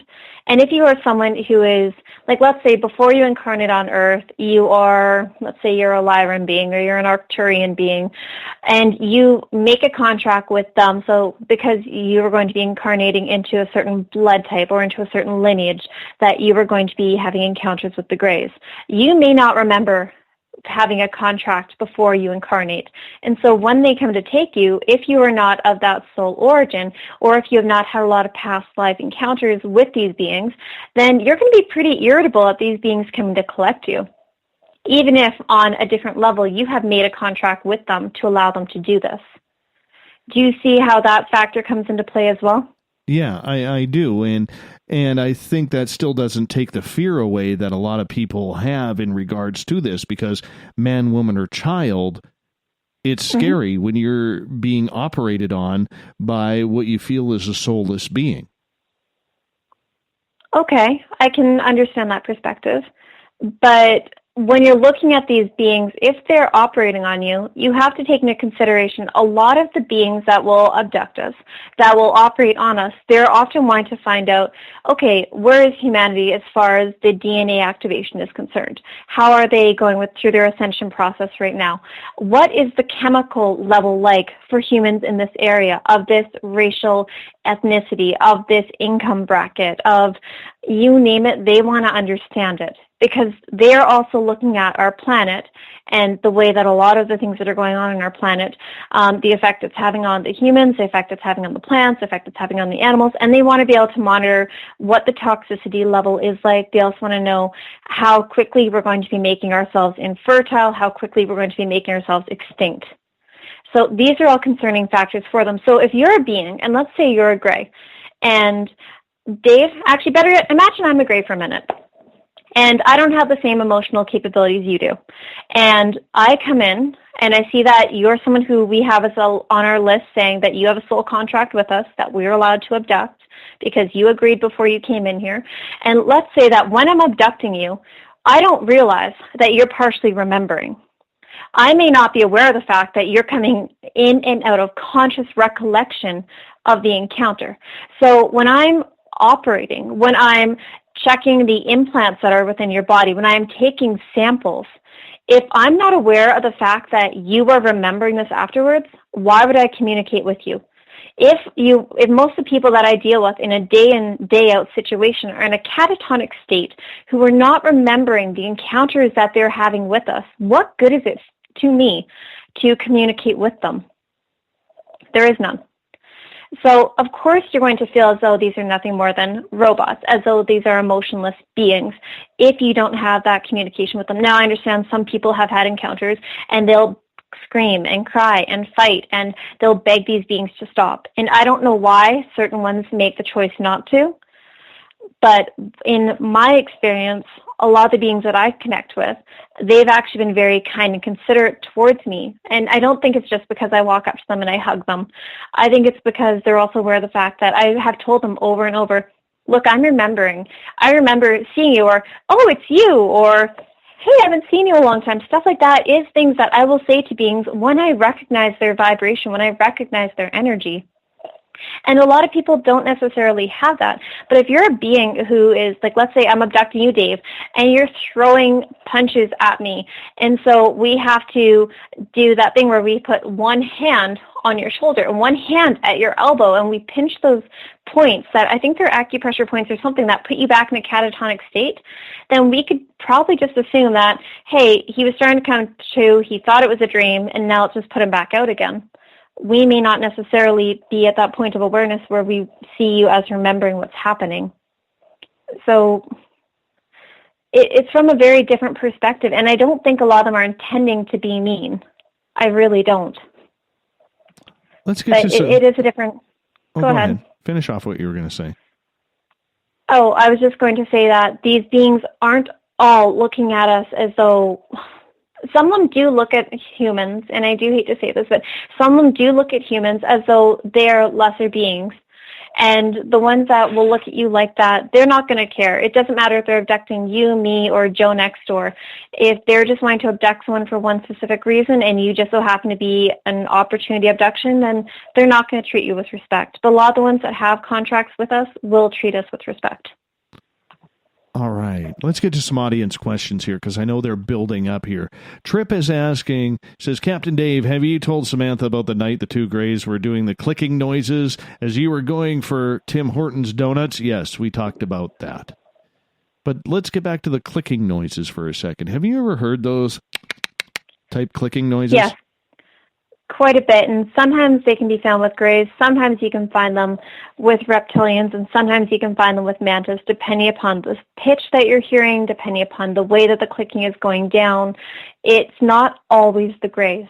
You have to really pay attention to the vibration of the being that you're encountering as to what it is. So, Dave, the reason why I bring that up is when I've had some mantis encounters in the past, when I've been outside in the early evening having a cup of tea or talking with people such as, like, let's say my father, a couple of my good friends, we've heard clicking noises. And when you're hearing these types of sounds, it's very distinct. This is nothing like a bird. A lot of the birds, like, you're like me, you've lived in BC a good chunk of your life, you know a lot of the animals sound like. This is not crickets, this is not any insect, this is a very clear, distinct clicking sound. And there seems to be a very distinct pattern to it often. And the reason why I bring up the mantis aspect is when I've heard this quite a bit, I hear it more often from mantis than I do from Greys. And normally I'll end up having an encounter either later that night, whether it's an astral encounter or a physical encounter, normally with mantis to help heal the body. But that's something different altogether. All right, let's get to another question here. This one from Jason, who is asking, Samantha, why do you have so many ET contacts?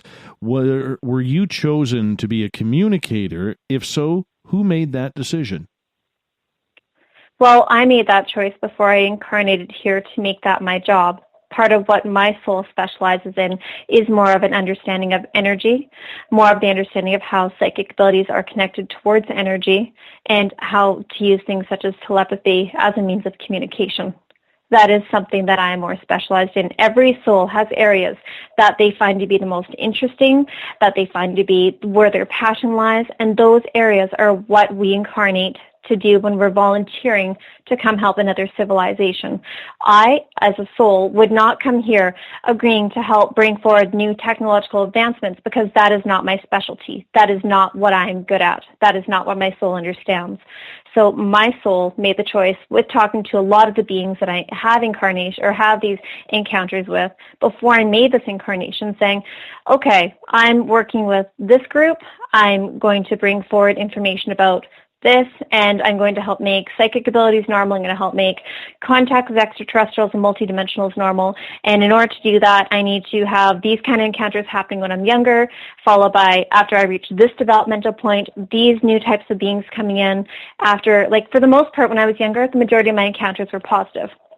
And the reason why that happened is if I was having a lot of really negative encounters where I'm being abducted by some of the beings that are quite unpleasant to deal with, who don't necessarily have good intentions towards me, then there is no way I could be a good ambassador in this lifetime. I wouldn't be a good representation for either party, explaining, hey, humanity is having a hard time with this. Can you guys please come in on a grander scale to help with awakening them? Can you please come in on a grander scale to help them with getting out of this servitude that we're in? And I also wouldn't be a very useful tool saying, hey, humanity, a lot of the ETs that are out there, they actually don't have negative encounters, or they don't now have negative intentions towards us. Pardon me. If I was having mostly negative encounters when I was younger, I couldn't say that and mean it.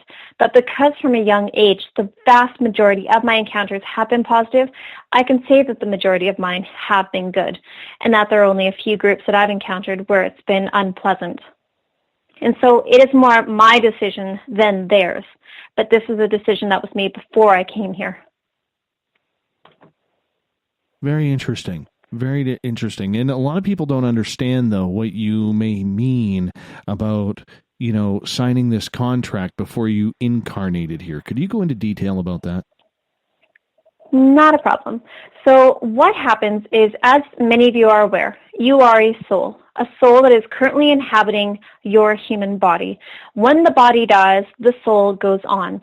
And what I've come to know throughout my lifetime and through the exploration of many of my past lives is that we actually tend to pick a lot of what happens in our life before we are born.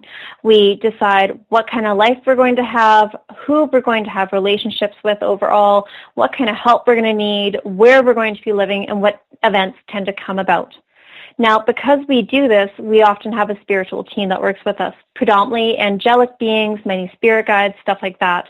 And what we end up doing, and I come at this from the perspective of someone who is a psychic whose job is to literally talk to people, say, hey, your jobs in this lifetime are this, and these are the beings that are working with you, and this is how you're doing. That is my job, is to be the telephone between these beings and you. And so what they did with me is I have contracts with all sorts of different types of beings. For instance, I have contracts with the Greys around hybridization. I have contracts with the Mantis beings around healing. I have contracts with the Pleiadians about learning energy, about learning psychic abilities, looking to where humanity is going next, and to take these components that they're teaching us to modify them in a way that makes sense to the general public and to start releasing them so that that can be more common knowledge here. I have contracts with, unfortunately, my lab contracts I've been trying to figure out how to break. I have reptilian contracts I'm trying to figure out how to get out of. And these contracts are done on a soul level before you incarnate. Now, one of the contracts that was brought forward to me by one of the angelic beings I work with is I agreed to bring forward information about a lot of the beings who were being misunderstood and misrepresented. And what that means is that my variety of beings that I have encountered is because I'm also looking at everyone who is not terribly well understood, and I'm helping to bring more of an awareness of who they are from a different perspective forward as well. And that's why not all my reptilian encounters are bad, why not all my humanoid encounters are good. It's to show the diversity of what is going on out there. And this isn't because I'm trying to make it more difficult for people to understand, but I'm trying to help people understand things from multiple perspectives, from more of a diplomatic perspective. And even with you, Dave, you came in with a contract around communication, around sharing information. That's a really big one for you. But yours is being done in a completely different way than mine. Yours is being done in a speaker perspective. Mine is being done in a teaching perspective. No matter what I do, whether I'm speaking to one person or 1,000, it is going to be done in a teaching capacity. Yours is being done in a way that's just bringing enjoyable information to people who love learning on their own. That's a very different way of approaching that information. You're helping to bring about multiple people's information forward to the general public. My job is just to bring forward mine and not to fixate on other people's. Now, and that's where it gets a little bit more complicated too, is as we're looking at the contract aspect, not all of these contracts are necessarily seen as good by us once we incarnate, but once you're out of the body, you don't have that same perspective. We are also tainted by a lot of the program we have when we're incarnated. We have a lot of subliminal messages. We have mind control going on. We have so many different factions that are almost wanting to keep us out of our light, so that when I say out of our light, it means slowing down our ascension process. So when you're looking at media and you're looking at Hollywood, and let's say you hear about some people who are contactees, you hear about myself or Simon Parks, or you're hearing about, oh goodness, one second, thank you, Misha Johnston, who have had predominantly positive ET contacts. And you're hearing about these people who have them, but then you go and you're like, oh, I want to learn more about ETs. Hey, cool, look, I'm on Netflix, and here's a movie about ETs. And it's all of a sudden in your face, they're abducting you and probing you and hurting you. It's like, oh my God, that's terrifying. War of the Worlds type stuff. And we're looking at this going, okay, well, people are trying to discern what's true, what's not true.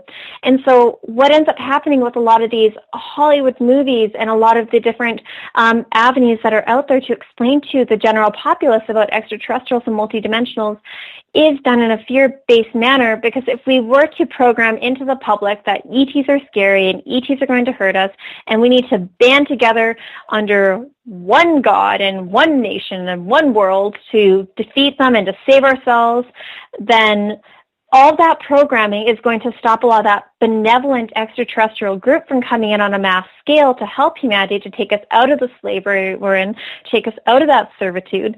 Because they're like, whoa, I don't want to go in there, even though I'm benevolent, and go land on the White House lawn and get shot at. That doesn't sound too pleasant to me. And they also don't want to scare us, so they tend to step back until we're more ready for more conscious contact. But that's also where people like me come in. Is my job is to help make you more aware of your psychic abilities, to help make you better be able to understand what yes feels like, what no feels like. So as you're watching the news or you're listening to the radio as you're driving your car, you are feeling in your body and with your energy whether someone is lying to you or whether someone is telling you the truth. And this doesn't even have to be someone you know. We've all had feelings where things feel heavier, they feel light, and really paying attention to that intuitive information. And that's why beings like me who aren't an Earth human have made the choice to incarnate as an Earth human and to have contracts with these beings, is to help you on your evolutionary process. And that's what a lot of the people, even in your listening audience, are doing, Dave. They are beings who have incarnated here from other worlds, who aren't from here, who don't understand how it works here, and they're desperately trying to piece together everything so they can figure out how they can navigate through this world. All right, it's a completely challenging situation. Go ahead. BTO has a question here, and he is asking, Samantha, do you know where all of these grays are from? And you mentioned the Andromedans, but is it the constellation or the galaxy? That's a good question. I never thought to ask. One thing that I do with most of the beings I meet is I don't think to ask names. Everything, when you're someone like me, is all about frequency and vibration. You recognize beings based upon the energy they're emitting.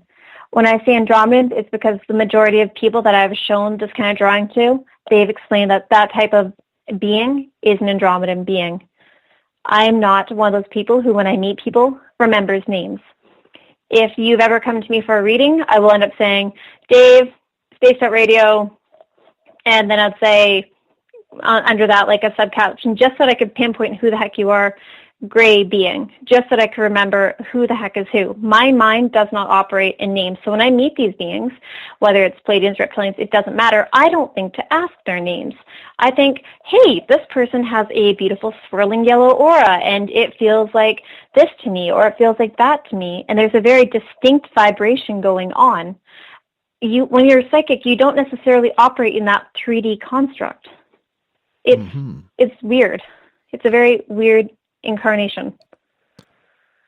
A follow-up question from BTOs. What is, Samantha, your perspectives and experiences regarding this universe and beyond? My perspective of this universe is it's not what we have come to believe. Up until about 2 years ago, was questioning as to whether this was a holographic universe or not. And I had a blue energy being. So when I say blue energy being, this being is bipedal. He radiated light out of every part of his body. He is operating only in the light body, so not in physical form. And he was telling me and showing me that we are in individual cells from what he was showing, and that we are in more of a holographic universe, very similar to a prison. which sounds incredibly negative, but that is what he was showing me. And when he was showing this to me, he was showing me there being like, almost like if you were to look at one room, like in a tiny little, like let's say you were to have a table, and on that table are a whole bunch of tiny squares, and you were to look at one person in one square, and then you zoomed out and you've seen layer after layer and dozens and hundreds of these rooms side by side. That is what he was showing me. And he was telling me I had to connect into my light body to get out of this again, that I had forgotten who I was. And so to me, that would lead me to believe it's more of a holographic reality, because I literally had just projected out of my body when I went to sleep at night. And the difference between sleeping and lucid dreaming and astral projecting is when you're just sleeping, you may not necessarily remember where you're going at night. You won't remember your dreams. All of a sudden you're like, you know what? I slept. I don't remember anything. When you're lucid dreaming or dreaming, it tends to be in color. You tend to have some measure of control of what's going on, but you still don't necessarily, it's almost like things are still kind of fictional. Whereas if you're astral projecting, you lay down, and as soon as you close your eyes, you can open them again, except you can look down and see your body laying there. You can see your spouse laying in bed. You see the dog sleeping over there on the floor, and your soul can step out of your body. You'll see a little etheric cord connecting you belly button wise, and then you can go travel wherever the heck you want to travel. And that's where I have a lot of my encounters, is astrally. Now, how this connects back to my theory or my understanding about the universe is because I do things like this, and I've come to realize that the world is not necessarily what we believe it to be, and a lot of what we're taught is a lie. I don't necessarily agree that it's a flat earth, and I don't necessarily agree that it is a hollow earth in the way we perceive it, because a lot of the beings have explained that you can create anything to be what people are looking for based upon altering their perception of it. And so I've been trying to find out more about this, but they haven't been explaining a lot of it to me because they said it's not relevant for me to understand. So. Moving on with the questions here, Craig is asking, Samantha, were you always, when you were small, did you ever have anything tell you how to open doors? Did you ever disappear for hours at a time? And were you always brought back to the same location? Okay, one question at a time, Dave. Way too many. All right, well, let's get to the first one. Hold on to them. Did you ever have anything tell you how to open doors?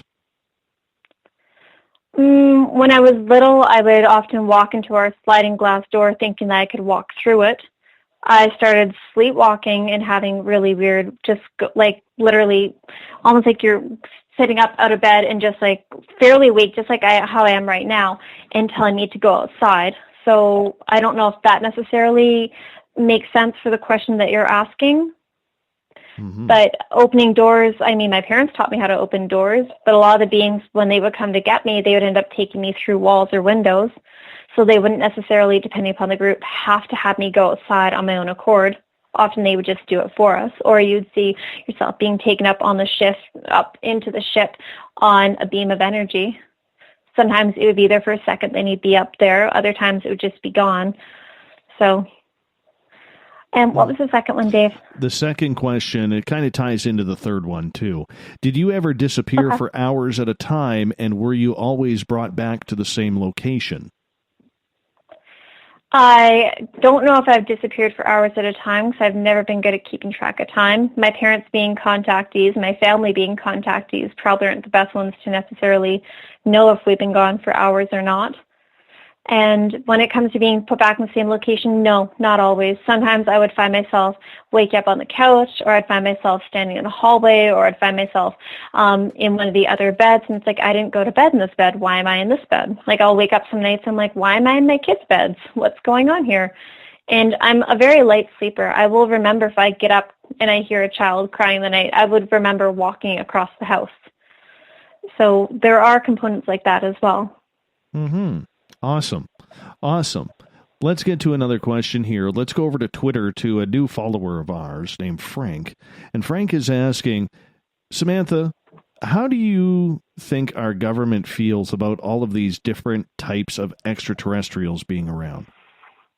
I think that depends on who in the government you ask. If you were to ask someone who's involved, like let's say the Honorable Paul Hellyer, former Defense Minister of Canada. I believe he would actually be interested to have more diplomatic relations with them and to have the public more aware of such.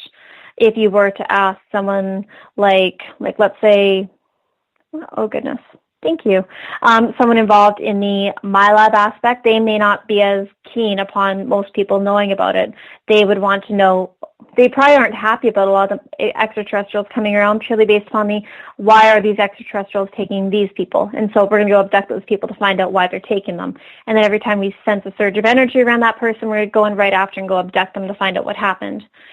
So there is that component to it too. I don't think you can say the entire government doesn't want it or the entire government does want it, because it's too broad. That's like saying, how does the entire public feel about extraterrestrials?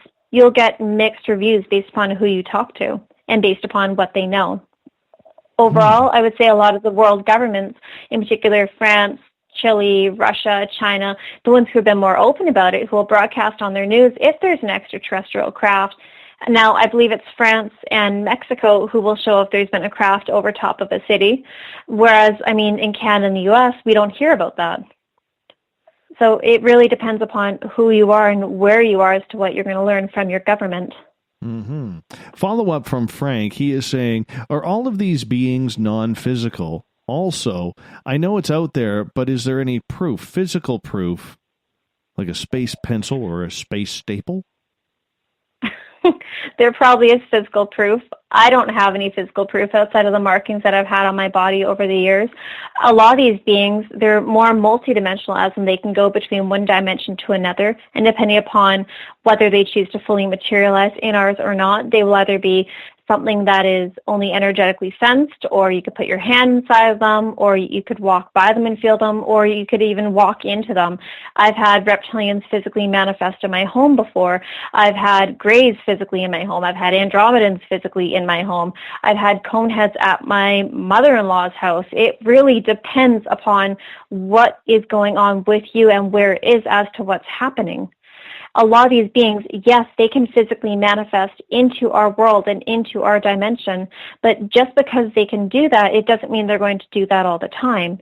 And a lot of them, you have to remember, when you're looking at these reptilians and when you're looking at these other beings, you have to pay attention to who's around you. Are they having the possibility of getting caught? Are they aware of who else is there? When I was really sick 2 years ago, a couple years ago, pardon me, I literally had a hybrid being physically in the room with me, providing healing energy to my heart and my lungs. And then a little while later, I had a reptilian being physically in the room who was coming in to see what had happened a while before. I've had a physical white being, an Arcturian, on my bed, who I could see a vortex in the wall behind, and he was physically in my space. And I could touch him. I could feel him. Stuff like that, yes, they can physically manifest, but they're not going to do it all the time. Because for a lot of them, it can be very dangerous to come to a planet that is predominantly being utilized by the reptilians, by some of the negative factions, and is more so owned by them. It can be very dangerous for a Pleiadian to physically manifest on this planet. Same with the Grey physically manifesting, or even a lot of the elementals or mantises. It really depends upon who you are and what's around. If they know that you're in an apartment building, and in your apartment building are 7 or 8 different people who are hosting on to these other, or hosted by these other beings, they're probably not going to manifest physically into your apartment. So these are factors that people may not take into consideration. And if you look at a lot of contactees, especially regular contactees, we tend to either own property, or we live in more isolated communities, or we tend to be away, so we're kind of out of sight.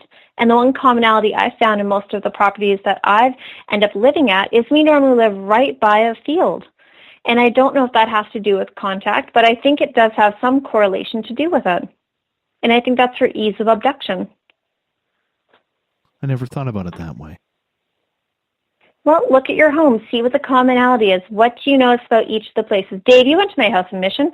I had a big field right behind my house. What is the likelihood of living in Mission having a field that size? Yeah, it was right there. Very strange. It was very strange. You had a couple of big fields there, actually. Yeah, it was interesting. And I found the same thing when we lived in Victoria and a couple other places. So there has to be correlations between these things. And I don't believe anything is an accident. And I don't think that we even make the choices of a lot of our homes. I think a lot of it, energetically, these beings align things up in a very particular fashion for us. Let's get to another question here. And this one comes from Danny. He is wondering if you believe in the hollow earth theory and maybe that there are beings not coming from space, but from inside Earth. I do have more of a belief in the hollow earth theory than I do in the flat earth theory. It seems more likely to me. I know there are beings that are living underground beneath us, not just in the deep underground military bases, but in other ones, because my guides have told me that I'm not allowed to go caving. And the only times when my family has tried to take me caving, I had huge anxiety attacks. And even from a very young age of like 10 years old, not being claustrophobic, but all of a sudden I can't handle going 10 feet into a cave and have these, like this anxiety over snakes and this anxiety over reptiles being in there. To me, that screams, yeah, there is something to this beings living beneath us. Okay, I guess that makes sense. Moving on here in regards to a question from Michael, who is asking, have you ever been on alien spacecraft? And if so, were you ever able to see the propulsion system? I have been on spacecraft more times than I could probably count. I've been on numerous types of crafts, some that are energetic, some that are more physically based. Now, what I did not get the chance to see was the propulsion system, although granted, my mind probably wouldn't understand it even if I saw it, because that's not something I've been directed in. That's not something I've been trained to do. I have had a couple encounters where I've put my hands on devices such as one time controllers, another time this round ball, and they had me moving craft up and down.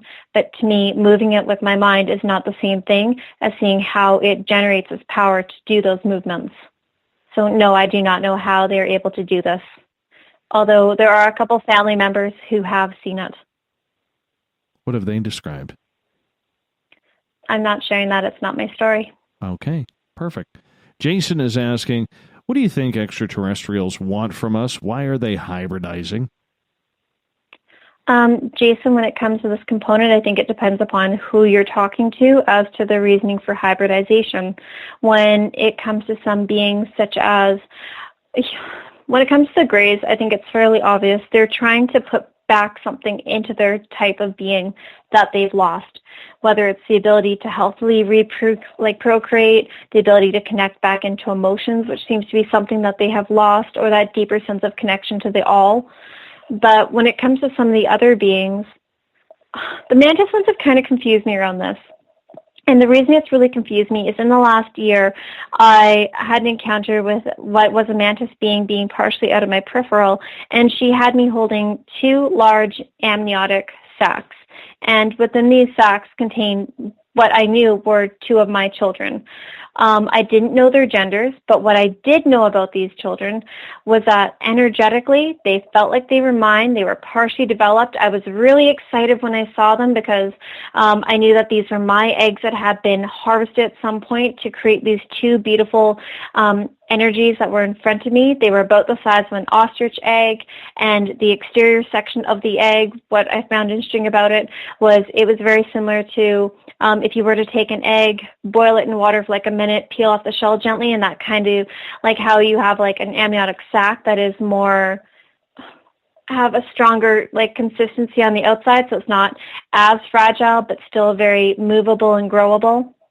And what I found interesting about this was this mantis being wanted to see how I was interacting with my own offspring, with something that was mine and another being's. And when you're looking at these, like I have a couple children, I'm well aware what the human process is for developing babies, and the size of the embryos that were within these sacs, if they were humans, they would only be a couple months old, but the sacs were big enough that it would be like the size of a placenta if it was a fetus that was like 9 months or even over term, because it was quite large in size.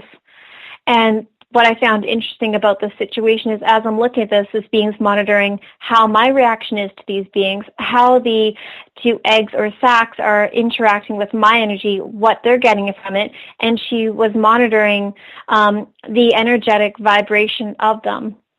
And I was so happy and overjoyed when I like this aspect of my hybridization, because I was proud of the fact that my eggs had grown this big, the fact that they were thriving, the fact that they were so beautiful, the fact that the vibration of the beings alive in there was thriving in such an extent that I knew that they would become actual beings. They would make it through the entire growth process and be born.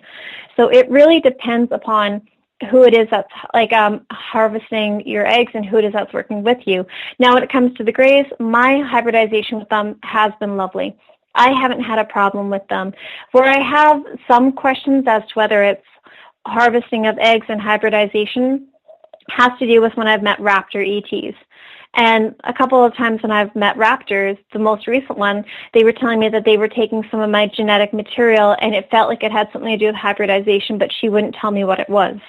Yet I was in the presence of 3 other women, and we were all very similar in age, very similar in size, similar in DNA, as well as similar in capability.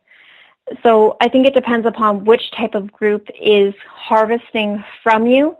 And hybridization, it can actually be a really beautiful thing. I've met some of my beings that I'm not sure if they're small whites or tall whites or if they're Arcturians, but they were very white. I only saw them for a few moments, and it was when they were coming in through a tent. And the first group that I ended up seeing, there was about 4 or so of them. These ones did not have hair. Pardon me, there was 3 or 4 of them, and these ones did not have hair. And they ended up coming in, and they were very sweet, very playful, very happy. And they left, and a while later, different hybrids of mine came in, and they had very thin, reddy orange hair, large black eyes. None of my hybrids that I've ever seen have been wearing clothing. So I'm not sure if it's just the groups that I have hybrid contracts with that do not necessarily feel the need to clothe their children, but none of these ones have been wearing clothes. And I have loved all of my hybrids. I haven't felt anything bad towards my hybrid children. They feel fine. There's just a couple beings, like, for me, when it comes to the reptilians, I am very uncertain about some of my encounters because they're not of my soul origin. So the contracts can be a little bit messy trying to figure those out. So that's where it's a bit different. I do have to ask this question from Adder in the chat room, and we only got about 5.5 minutes left before we got to go to our second and final break of the night. But the question is, why do you think, Samantha, certain people are contacted, especially ones who have absolutely no interest in having contact? Well, I think it comes down to a couple different things. It comes down to your genetic material. And what you'll find with a lot of contactees is most of us are rhesus negative. I think it also has something to do with the bloodlines as to whether they're tracking a family lineage, as well as having to do with a certain soul's origin. When you are being contacted, it can be broken down to a few things.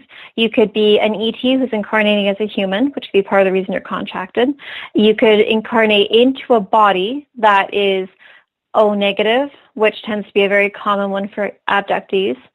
The other one that you could end up being is, let's say that you are someone who wants to incarnate into a human body and you don't have contracts with other ETs. But when your soul vibration is going into that human body, it is picked up, it is recognized as not being from this planet, of being of a completely different vibration and therefore a possible threat. You will have some of the black ops coming after you. You will have some of the less considerate, less harmonious groups abducting you, paying attention to how much of your DNA is activating and what it is you're doing.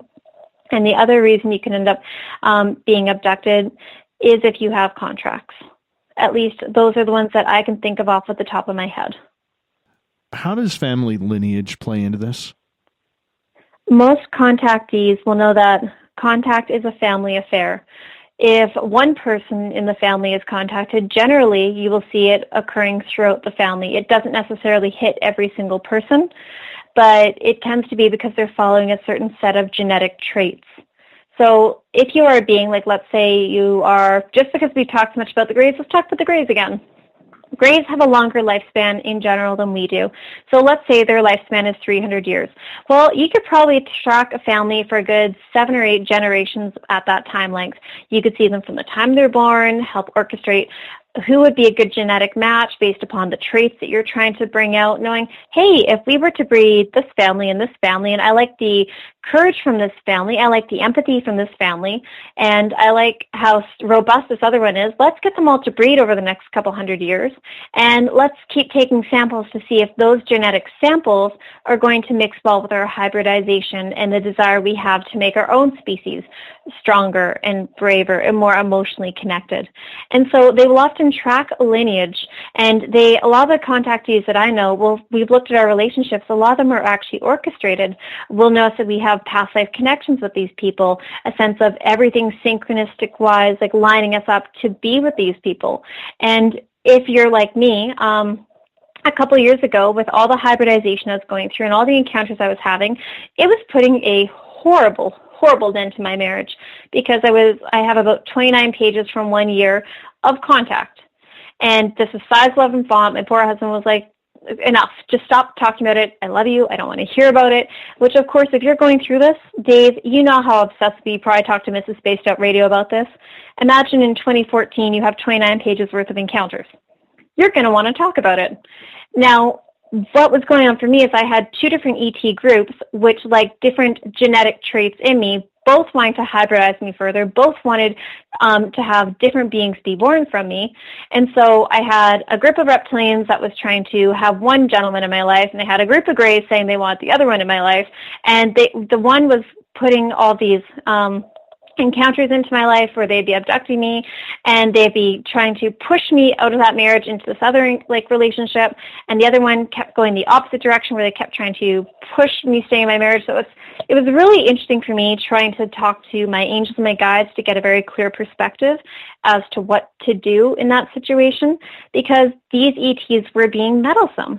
And a lot of people, if they actually look at their relationships, who are contactees, who've gone through love bites, who are in hybridization, they'll find commonalities between what's going on romantically with them at a certain time and who's coming to see them and what their contact experiences are like. And that's part of why I've taken this year to go through all my journals that I have, to write out everything that I've written in those diaries so that I can look at it in the computer, break it down by group, break it down by whether it's Arcturians, Coneheads, whoever, and break it down to the ones with hybridization, the ones with MyLabs, and really start to study it to get an idea of, okay, what are the commonalities? Because what we're looking at here is a lot of them are following lineages, and they've told me that they liked my blood, they liked my life choices, they liked how I took the suggestions they made, whereas my sister didn't. So she doesn't have the same contact with all these beings. She talks to different beings. And when I look at, I've had the opportunity to ask some of my cousins and my aunts, my uncles, and they, on both sides of the family, have had contact with greys and hit and miss when it comes to humanoid beings, and hit and miss with certain ones when it comes to stuff like reptilians. And so this has to be a family affair. If I can go back about 100 years that I know of, where we've had contact on one side of my family, and I'm wanting to get in touch more with some of the other members of my family so that I can find out if they're having contact as far back as they know of. And I'm amazed, because there has to be some correlation to this. And they've shown me, Dave, I can name, I don't want to name, but I could actually think of 6 generations on one side of my family where contact has occurred. Incredible. And I can Samantha, know of at least 4 on the other. I got to cut you off there. Yeah. We got to go to break. I do apologize. Sounds good. But Samantha Mowat is our guest tonight. If you want to check out her website, it is samanthamowat.ca. That's .ca, not .com, .ca. Samantha will be with us another 30 minutes here on Spaced Out Radio. We'll get to more ET Contact with Samantha right after this. Are you tired of being blocked, shadow banned, or placed in jail for simply posting your thoughts on social media? Social Media Freedom can take care of that for you. Social Media Freedom is the newest and one of the best free new apps that allows you the freedom to post what you want, when you want. It takes seconds to download from your app store. Come join the tribe at Social Media Freedom. It's time to set yourself free. The first annual Caribou Paracon is happening September 28th to 30th in the 108 Mile Ranch, British Columbia. Brought to you by the Canadian Society of Questers and Spaced Out Radio. Come listen to our featured speaker, Grant Cameron, along with Elizabeth Anglin, Paisley Town, Mike Moran, Eric Cooper, and more. It's a 3-day supernatural adventure at the Spruce Hills Resort and Spa. Tickets for the weekend are $150 Canadian. The Caribou Paracon, celebrating everything paranormal. A timepiece is a reflection of who you are, and what better way to show off the real you than with an Escape watch? Escape is a lifestyle brand accessorizing your days and nights. Choose to escape and create the life of discovery that you deserve. Dream, play, unite with your own personalized Escape watch. Head to escapewatches.com. There is no time like the present to enjoy your escape. Use promo code SMF2017 for your 20% discount today. Looking for a place to advertise at a very reasonable cost? Look no further than Spaced Out Radio. SpacedOutRadio.com has an advertising tab that you can click to check out our daily, weekly, and monthly packages to play on the radio, or our website including social media. From commercial spots to banners, we have it all. Check out our competitive pricing today. Find yourself constantly looking up in the sky, looking for answers? Have you had extraterrestrial contact? Are you an abductee? Looking for answers to your experiences? Hi there, I'm R. Keith Andrews, Spaced Out Radio's resident ET expert. Join me live the first Friday of every month where I take questions from the Spaced Out Radio chat room and help you understand those from the far-off world. It's 2 hours of knowledge every experiencer should listen to. Hope to see you there. Are you intrigued by Paranormal Talk Radio? You'll love the new Paranormal Radio app from TalkStream Live. You'll find a great selection of talk shows covering UFOs, ghosts, strange phenomena, and much more. Download the Paranormal Radio app now and start listening to the very best in paranormal talk entertainment, including the network you're listening to right now. The Paranormal Radio app, free in Google Play and the iOS App Store. The Call of the Wild is in Vancouver. The Moose Vancouver is one of the hottest bars and restaurants in the city. Open until 2 a.m. nightly, the Moose will rock you like a hurricane all night long. Great food with everything on the menu at $6.95 near the corner of Nelson and Granville. Get your horns up and come rock with us. The Moose Vancouver, the official rocking bar of Spaced Out Radio. Are you an experiencer? Have you had run-ins with strange creatures you can't explain? ETs, Dogman, Bigfoot, werewolves? They're enough to scare the daylights out of anyone. Hi there, I'm Butch Witkowski from your 4-Cop. And on the last Monday of every month, you can listen to me and the host, Dave Scott, talk about the weird and the strange being reported on Spaced Out Radio. I'm going to bring my investigations and sources, you bring your experiences, and we'll figure out the rest together. Strange Days on Spaced Out Radio. Come tune us in at spacedoutradio.com. You hear footsteps in the empty room above you. A rocking chair begins rocking by itself. Don't be afraid of the things that go bump in the night. Reach for Spirit Storybox, the iPhone app the Huffington Post UK called the only ghost hunting app you will ever need. Spirit Storybox. The spirits are telling their stories. Are you listening? You know, it's hard being the bad man of ufology, but that's just the way that I like it. This is Chris George Zuger, and I'll be hanging out with Dave Scott and SOR scientist Chris Cogswell for Reality Paranormal, the second Wednesday of every month. And our job is to break it down and come to conclusions as to what is really going on in the supernatural world. I'd love for you to join us and bring your questions for us to investigate right here on Spaced Out Radio. Visit purpleplates.com today. For over 40 years, the Purple Energy Plates have been delivering amazing results for their many customers. Inspired by the great genius Nikola Tesla, the harmony, healing, and energetic effects of the plates have proven over and over to be beneficial and often miraculous to thousands of customers. Check their site for daily specials and choose from their many energy products. You won't be sorry. Visit them today at purpleplates.com. When it comes to the news, we look for the stories that the mainstream won't cover. Welcome to Spaced Out Radio's The Encounter. This is News Director Everett Thiemer. The Encounter is about the weird and strange stories that occur daily, and we scour the world looking to bring them to you. You can hear me with Dave Scott every Monday through Friday in our Encounter news segment. Read us online at spacedoutradio.com or check us out and give our Facebook page a like at SOR The Encounter. So come give The Encounter a read. From the mile-high state of Colorado, sharing our signal around the world, I invite you to Spaced Out Sundays. Hi, I'm Tessa Nicole Thomas, and I'm closing out the week by taking you on a paranormal journey to the world of the weird. Ghosts, aliens, psychic phenomena, I will hit it all in your questions too. So let us highlight the paranormal for you. So come join me for Spaced Out Sundays starting at 9 p.m. Pacific, 12 a.m. Eastern, only at spacedoutradio.com.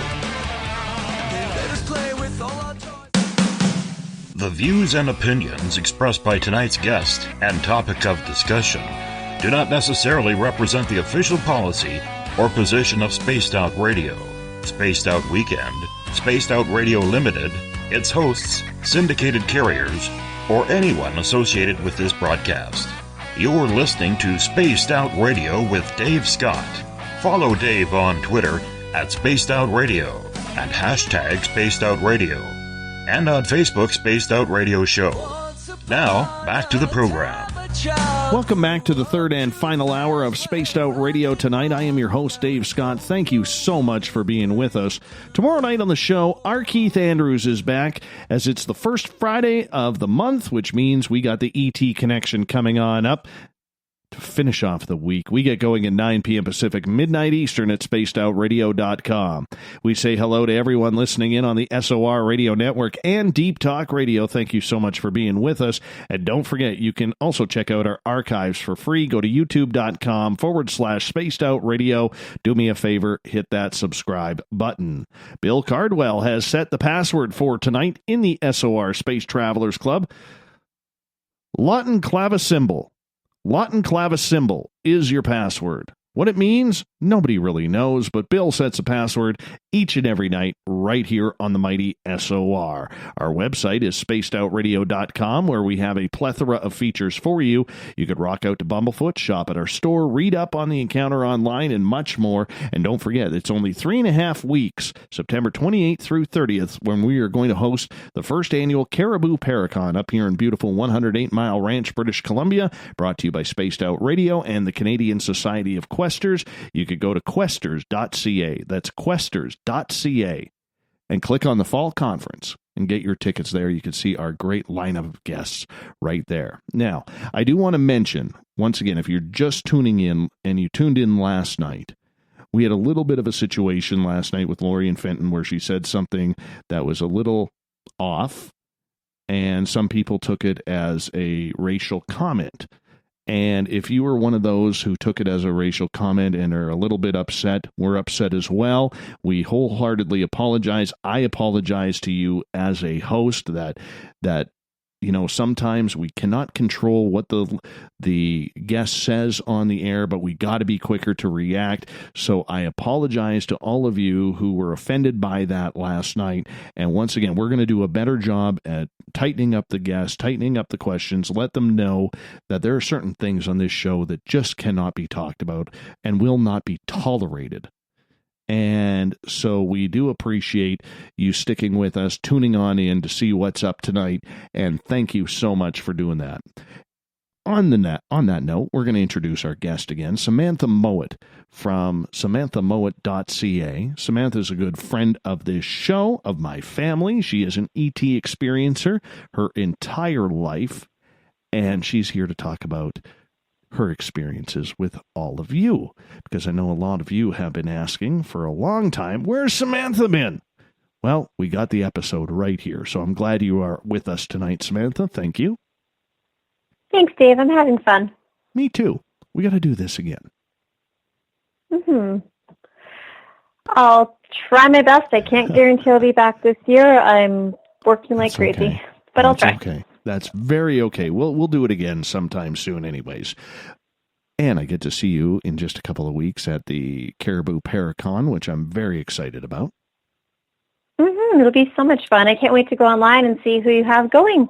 Oh, it'll be interesting. It's going to be fantastic. I highly suggest everybody come up for that. Now, Samantha, we've been getting a lot of audience questions because you haven't been here in such a long time that there's a lot of buildup on the audience part.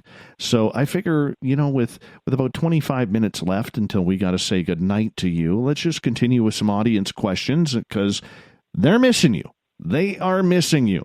And we'll start with BTO's question here. He is saying, do you think there is a difference between astral, spirit, and soul travel? And have you gone beyond this universe and remember your own universe in this multiverse? In my perspective, if you're describing soul traveling, astral traveling, all forms of out-of-body like that, in my perspective, they're the same thing. To me, that is different than remote viewing, but remote viewing is something totally different altogether. I do not remember a lot outside of this universe, but part of the reason why I say that is I've done a lot of work remembering quite a few of my past lives. I've got about 30 that I'm aware of, and some I only have faint glimpses of. I don't have the full picture, whereas other incarnations, I can remember quite a bit from them. It seems like the further back you go, as far as your incarnation history is concerned, the harder it can be to actually remember more of what was in more of your beginning. Now, that said, time is not what we perceive it. It's not actually a real construct, and I get that. But sometimes I wonder if with all the incarnations that we have simultaneously going on in this universe, if that could make it more difficult to remember our previous incarnations and where we're really from beyond just our last, say, 20 or 30 lives. So I hope that helps. Let's move on to Catherine's question, and she is asking, Samantha, what do you see yourself in the future with your contacts, say 20 years from now? Hopefully not here anymore. Catherine, you're so sweet. When it comes to my contact, if I make the choice to continue living on this planet, continue with my contracts and staying here till about the age of 74, which is the longest I said I would be here, in which case my contact is going to discontinue. It is going to be as it is, where I'm seeing them at least a few times every month. From what I've noticed with the trends, even in my contact, it keeps diversifying as to which groups come to see me. Between now and 20 years from now, I can expect that I'll probably have an increase of probably, by that point, I would estimate being well over 100 different kinds of beings, as well as have a much better foundation or books about each type of being that I've encountered to give more of an understanding of how each particular group has interacted with me and what you can come to expect if you go through similar situations to me, as well as just my perspective, my understanding. My contact is going to be shifting in the next 5 years. Pardon me, because they told me I will be living on a farm again. I'm going to be having a larger property again.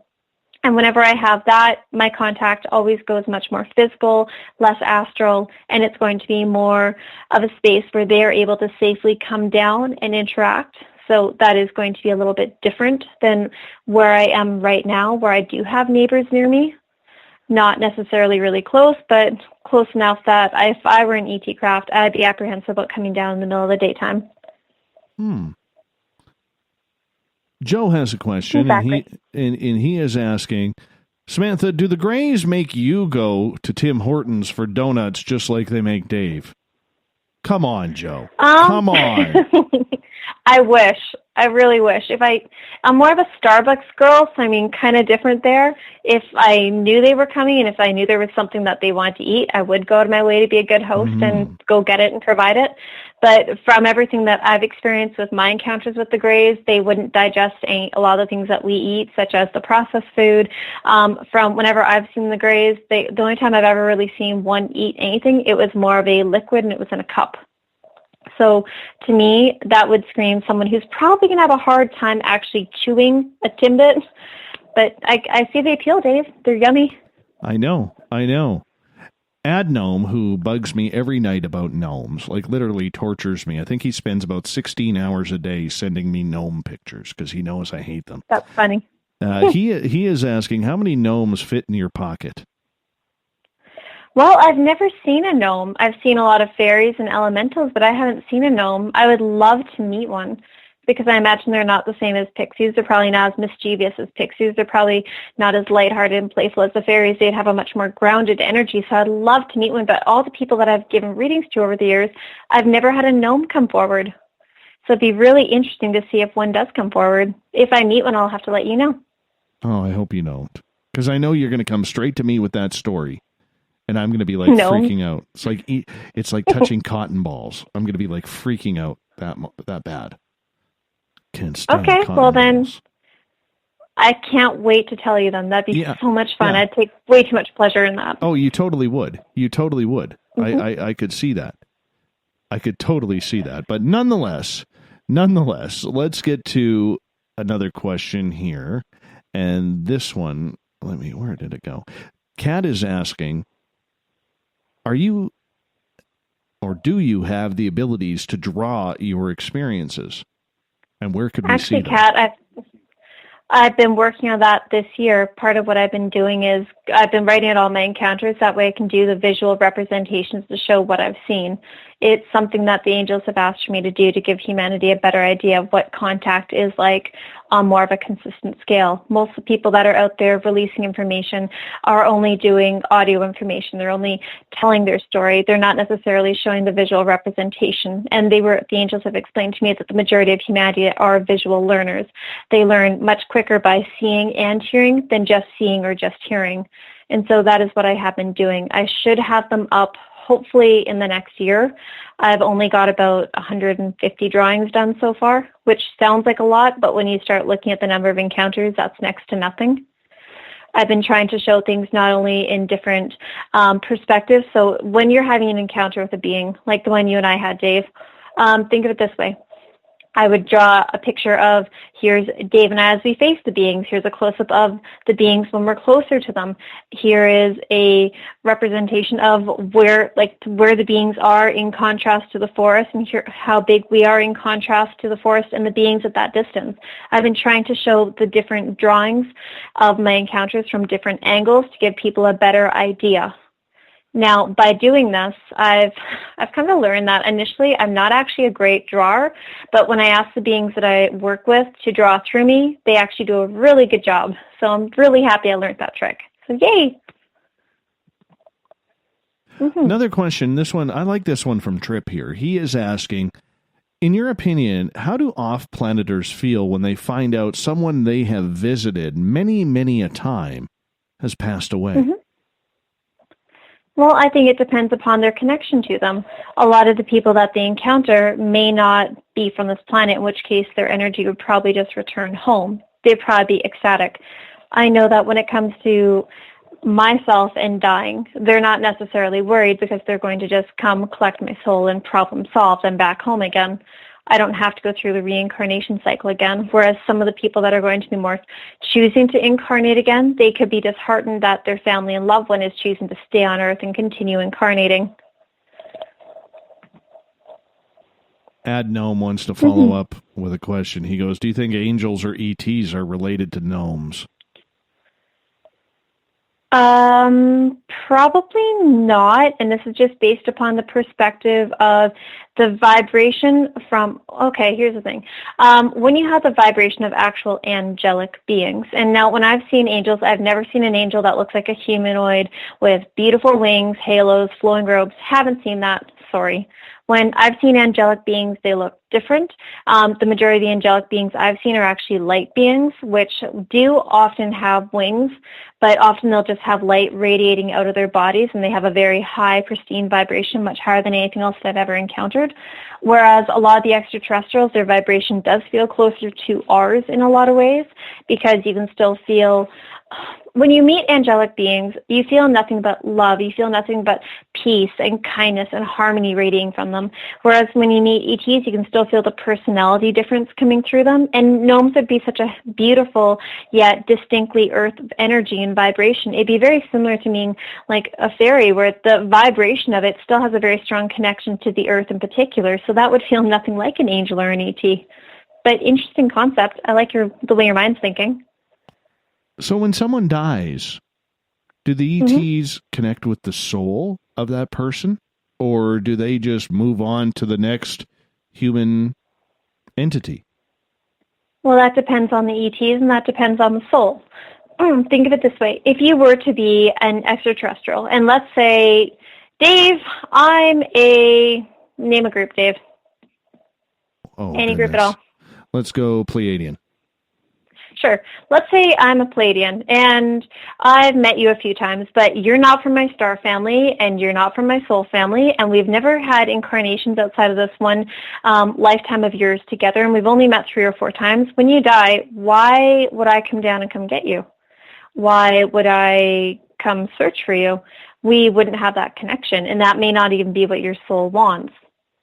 So realistically, they wouldn't come get you necessarily.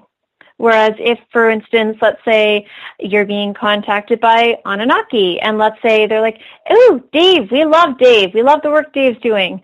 They, when upon knowing that your soul is now making the choice to transition out of this physical body to once again being in its energetic form, they would be more inclined to come get you, to come not only be around your soul when it chooses to leave the body, but to give it the option of coming back with them and to incarnate once again under that type of being, under that type of element. Because a lot of the souls that are going on right here, they are kind of trapped in a sense where they get into that reincarnation cycle, and it can be difficult for them to return home. So sometimes we do need that intervention to get us out. Right. Aussie Rob down in Australia is chiming in here. He's got a question. Hey, Aussie Rob, how's tomorrow looking for us? Make sure you fill us in on that. He is asking, Samantha, with the dealings with the alien races, have you ever had or do you feel you've had your mind usage expanded? Yes, I do feel as though some of my contact has made me more intelligent, more capable. Now, one thing that I have noticed through a lot of my contact, especially stuff that was occurring from roughly around the time I hit double digits, so, 10 years old, going in through my teens into my early 20s, a lot of the schooling that I had outside of my human earth schooling was actually done on craft and done with humanoid beings such as the Pleiadians. And through the use of what they did, which was taking me up on craft, sometimes my physical body, sometimes my astral body, they taught me how to better understand energy, how to better relate to energy, how to manipulate it, how to read it on a level that was much more, perceivable for me than if I had just read books about it, or if I had just gone to a seminar on how to do these things, or if I had never even had the opportunity to do those things.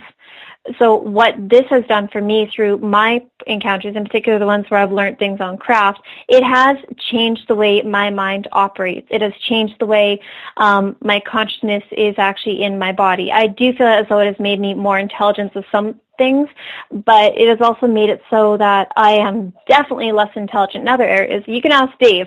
Jokes, sarcasm, do I get them, or do they go right over my head? Oh, they're right over your head, that's for sure. I can confirm that. Embarrassingly so. But that's okay, because my mind may have not really had the ability to comprehend those areas, but it's expanded in different directions. So in some ways, yes, it's more intelligent, but in other ways, it's just a different kind of intelligence. I think we got time for 2 more questions here, and BTO is asking, do you, Samantha, continue to reincarnate, or do you master this universe and go beyond? I don't think there's any real mastery with any universe, but I have been given the option to not have to come back. At the end of this incarnation, I do not have to come back to Earth. And I am beyond ecstatic. I could not be more thrilled. Not that I do not love the planet Earth, not that I don't appreciate her people and her animals, but I have been incarnating here since at least ancient Egypt and Pompeii, so I'm done. I love it, but I'm done. I've been given the option to not come back, and I'm taking it. Where do you want to go next? I would like to go home. I want to go back to crystal worlds. I want to go back to light worlds. I do not want to incarnate into a physical body again. I'm done with this kind of body. It is incredibly uncomfortable. Whenever I go up on craft, a good portion of the time, I'm given the option to switch into an ET body. And whenever I do that, I feel so much more comfortable. I don't have the same aches in my body. I don't have the same restriction with my muscles. I don't have the same issues that I have here. And so I make the choice to not come back to this. It's very physically uncomfortable being an Earth human. We have a lot of health issues that we do not even realize we have until we leave this body. And so for me, it makes sense not to come back into this body. One more question. We'll go to Kat here. And she is asking, Samantha, thank you so much for coming on again. We've missed you. And then she says, before you go, what was your scariest encounter that you would care to share to help set up that Halloween mood? Well, thank you so much, Kat. That's really sweet. Actually, I think one of my scariest encounters that I've yet to have actually would be the first 3 months of this year. The reason why I made the choice to step back from YouTube, a lot of readings, and everything else was the majority of January, February, March was focusing on the harvesting of humanity and the reptilians trying to scare me into believing that this is going to be happening immediately. And I still go back and forth as to whether I think this is going to happen or whether it's just a scare tactic. Give me just 1 second, Kat. Let me find it. And if you're honestly up to being a little bit scared, then I could scare you. Actually, I'll just go by memory. I recently bought a house, Kat. And the house that I bought, I've only been here for not even a year at this point. And so it's around January, and I wake up, and I'm being walked out of my home. And I'm being walked out with my children. I'm being walked out with my husband. And as we're walking out into the streets, I am seeing dozens, and I mean dozens of my neighbors coming out of their homes. And what's happening is they're all in a catatonic state. They all look as though a catatonic state, for those of you who do not know, it's a hypnotized state where your eyes are open, but you are not blinking, you are not looking around, you are not really moving, you are just following commands. And I'm looking around, and my children, my husband and I, are not being treated in the same way. We're not being grouped in with the other humans. And I'm seeing these humans being loaded into vehicles. I thought, okay, well, that's kind of scary. And as I'm looking, I recognize one of the moms that I know, and I'm seeing her family all completely zoned out, being boarded up onto this vehicle. And I thought, okay, well, now I'm starting to be a little bit concerned for their safety, because around them, I'm seeing what I perceive initially to be humans wearing red uniforms, collecting these people and ordering them around in very direct commands. And I thought, well, that's concerning. And the next thing that I find is I'm walking with my husband and this other person, and I wasn't quite sure when this was happening whether it was my actual husband or a being representing him or masquerading as him, because the energy didn't quite feel right. And he kept being approached by these other people, and these people that he was being approached by were the ones that were rounding up the other humans. And as this is happening, I'm with my kids, and we're literally told, stand right here, I need to do something, do not move. And so, of course I move. Of course I'm not going to listen. I'm a stubborn little monkey, and I see this building that's behind. I'm like, okay, I'm going to grab my kids, and we're going to run to this building. Then we're going to find our way out of here, and we're going to run to the woods and get away from this so we're safe. And I'm wondering the whole time, like, why have the benevolent beings I work with not saved us? Why is this happening? And when I go inside this building, I see what looks like those cargo containers? It's about that size, but it has glass walls. And it's rectangular shape. And inside this one, there are only adults. And these are a lot of the adults that I know. I recognize them as my neighbors. I recognize them as parents I know from the school. And I'm honestly, at this point, I'm like, oh my goodness, I've never seen this. And they're all in, like, some are sitting and some are standing, but they all look as though in that catatonic state. And I'm very concerned by this. It was giving me anxiety, realizing that these people were being transported to go somewhere else. And as I'm looking outside, I see people in the same size groups being sectioned off, and they're separating the children from the parents. And I was realizing that I saw this one little boy that I know, and I started having an anxiety attack when I saw him, because I knew that they were separating them and that these were either humans who were killing other humans for meat, or these were something such as reptilians masquerading as humans. And it was giving me anxiety, so I bring my children closer together. This little boy ran away. He got away from the beings that were with this group of children. Open the door, and I have him come in to me, and I'm like, just come with me. You have to be very, very quiet. You have to listen to me. And of course, his mom is less than 10 feet away, standing up in this container. And then I start to see this gas going into the container. And if I'm not mistaken, it's a browny, yellowy colored gas, and it started filling the entire one, and it was acting like a disinfectant. And I don't know exactly how I knew this, but I knew that was what it was doing. So the children and I exit through the back section of the building. We're going down this hill ever so carefully and ever so sneakily, trying to get away, make our way towards the river because we live near a river. And as we're doing this, I could feel a woman suddenly become very aware of us. She felt like one of those beings that were rounding people up. And I realized that I had made a very horrible mistake in leaving the being who I was perceiving as my husband, because he was there to keep us separated so we didn't get rounded up like everyone else. And while this was happening, this woman was walking towards us, and I started to lose, I'm not going to talk about this next little part, I'm going to skip something, but after that I started to lose consciousness.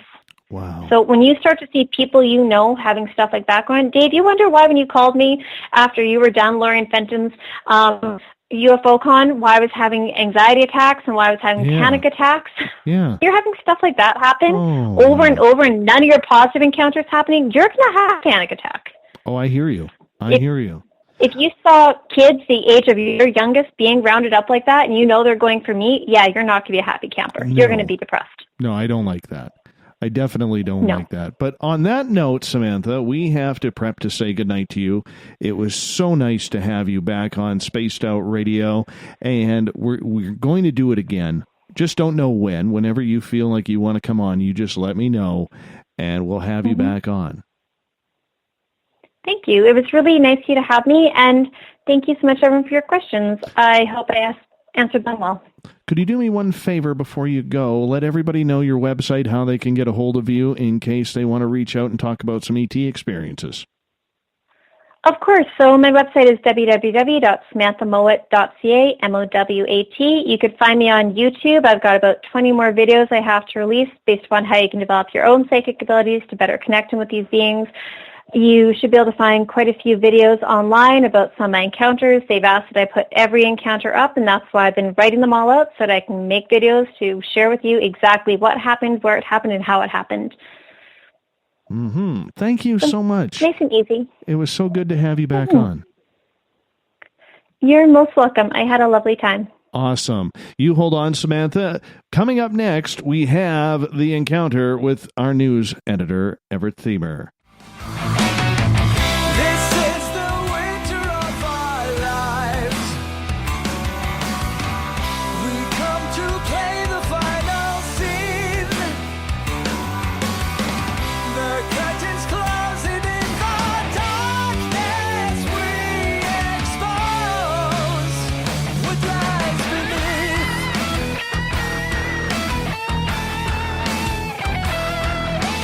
It is that time of the night again when we enter the encounter, our news section here on Spaced Out Radio. We bring in our news director, Everett Thiemer, to tell us about the weird, the strange, the WTF of the news of the day. The news is always changing, and that's why right now you can find the encounter at facebook.com/SOR, the encounter.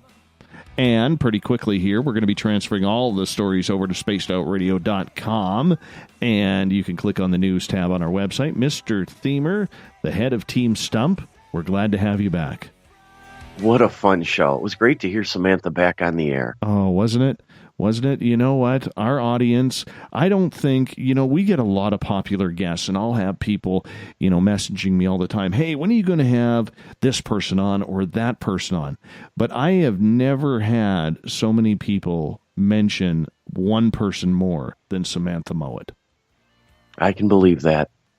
Yeah, it's pretty tense. I mean, you hear a lot of her stories, and if you don't know her personally, you would say, this lady sounds like she's off her rocker. But the more you think about it, and the more you really get in depth with her, and if you ever got the chance to meet her and know her, you would know she is one of the sanest people you've ever met. I can believe that. There's a lot of validity in what I hear in her voice.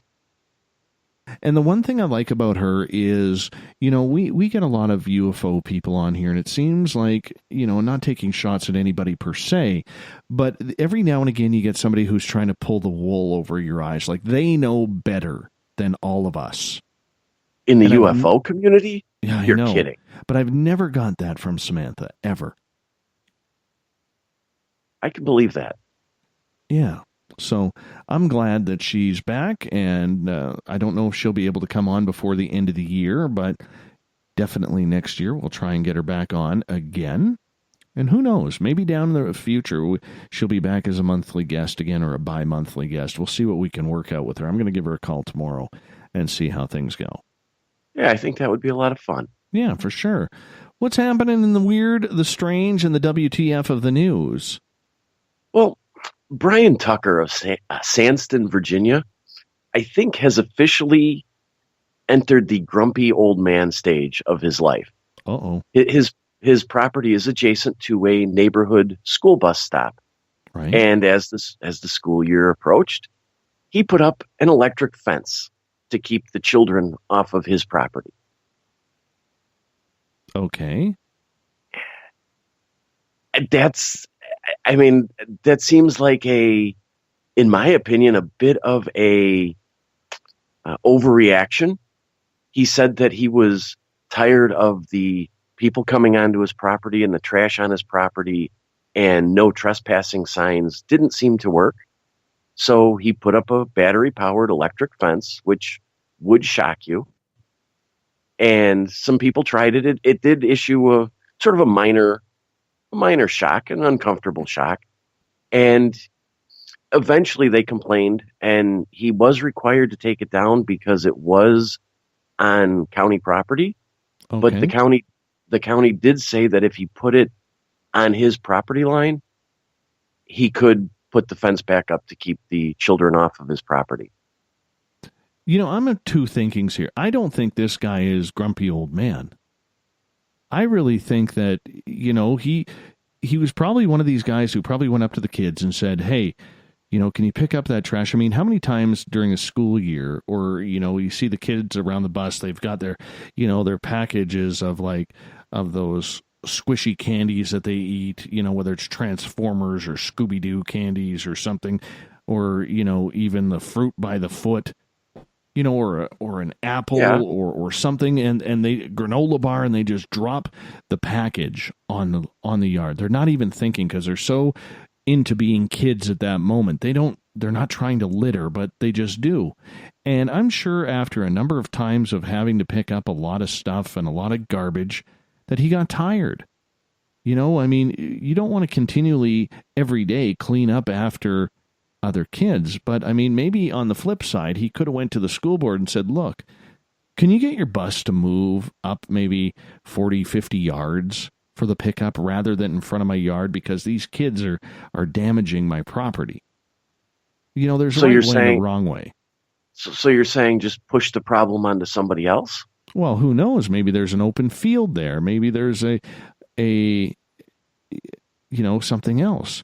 Or have the city come out and build a proper bus stop. Well, I think when you have kids, being a school bus stop, this was probably primarily kids between 6 and 17, 18. I think you have to have a little bit of leeway. I mean, you know, you're going to get some trash. I agree with that. The idea of, even though it was a battery powered electric fence and it wasn't overly high, you know, of a voltage to shock you, I as much as I'm looking forward to my grumpy old man stage, I think that's a bit of overkill. Well, I mean, putting up an electric fence, you're not trying to keep animals out. I don't agree with the electric fence. Children aren't animals. I think that's taking it a little bit too far. But we also have to, in these situations, find the background as to what pushed him to this. Is he just that grumpy old man who you know, wears his pants up way too high above his waist and the belt too tight, and he just hates everybody in life because, you know, there are some people like that? Or is he one of these people who just got frustrated because, let's face it, kids today, a lot of them don't listen. They laugh at adults. They laugh at authority. And he just got fed up. One of the comments he did make is that people are talking about this, and that was his issue. Apparently, he wanted the neighborhood adults to address their children or the children of the neighborhood and talk to them about what they're doing, to his yard, littering, whatever. But I still think it could have been handled in a better way. Maybe put out a trash can and see if that helps. Couple comments from Twitter. Mr. Skeptic says, "This guy's my new hero." And retired skeptic Marty at hashtag Spaced Out Radio says, "I don't know about the school kids, but I bet the next drunk who takes a pee on that electric fence will have a memory he will never forget." I don't know. Being battery powered, it wasn't that powerful, I don't think. So it might tingle a little bit. Either way, I wouldn't want to test it out. Would not want to test it out. Yes, he did go too far. Absolutely, he went too far with the electric fence. All right. A nice picket fence would have worked just as nice and would have blocked the view of the garbage on the ground. Just saying. And it would have looked nicer, too, I would think. Yeah, absolutely. An electrified fence or an electric fence typically isn't very attractive. Mm-hmm. Bob here, hi Bob, says, "There's a school bus stop in front of my house, and I don't like the garbage, but kids routinely pull up one of my handicap parking signs. I just had to call the town hall and come get it reinstalled, as my daughter is disabled and needs it." I mean, this is kind of the stuff that does happen. Like I said, there's a lot of disrespect being taught out there. There is, and I'm sure some of that falls on the parents, but I would think that maybe calling, like you said, calling the school or even calling the streets and sanitation department or the streets department would have been a better first step, maybe? Probably. Absolutely. Yeah. But then again, I think I agree with you there. I kind of like the idea. It sounds like me when I become my grumpy old man stage. I could see you doing that. Let's move on to story number 2.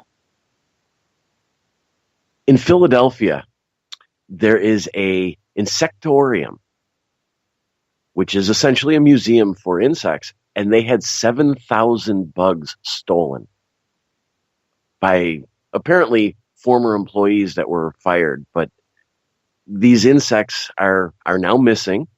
Some of them are venomous. One of them is a spider that can basically rot 25% of your skin off if it were to bite you. And they have no idea where these bugs are. Oh, my goodness.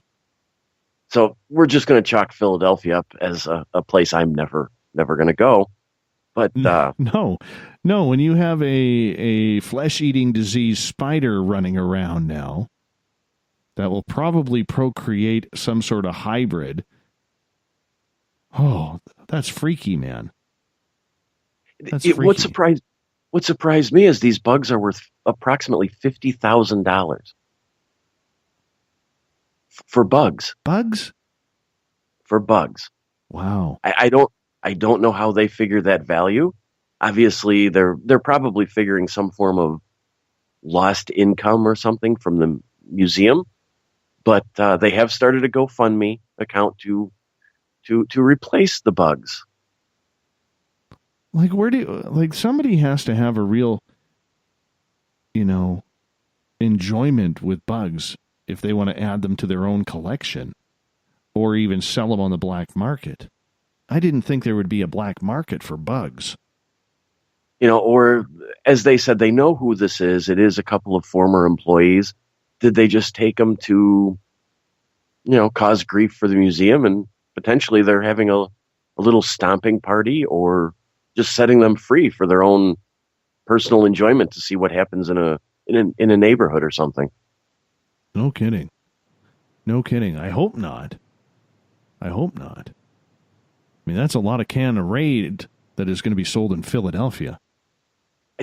How do you store 7,000 bugs, though? That's what I would be curious about. I mean, so if they know who did it, are these people just not talking? Apparently, they have not been located yet. Oh, okay. They're former employees, and I'm sure that they probably have them.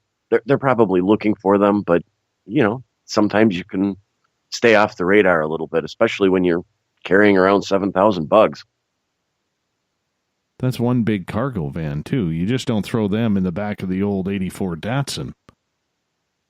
And they have to be in some form of individual containers or something, because you put different bugs in the same aquarium or glass jar or something.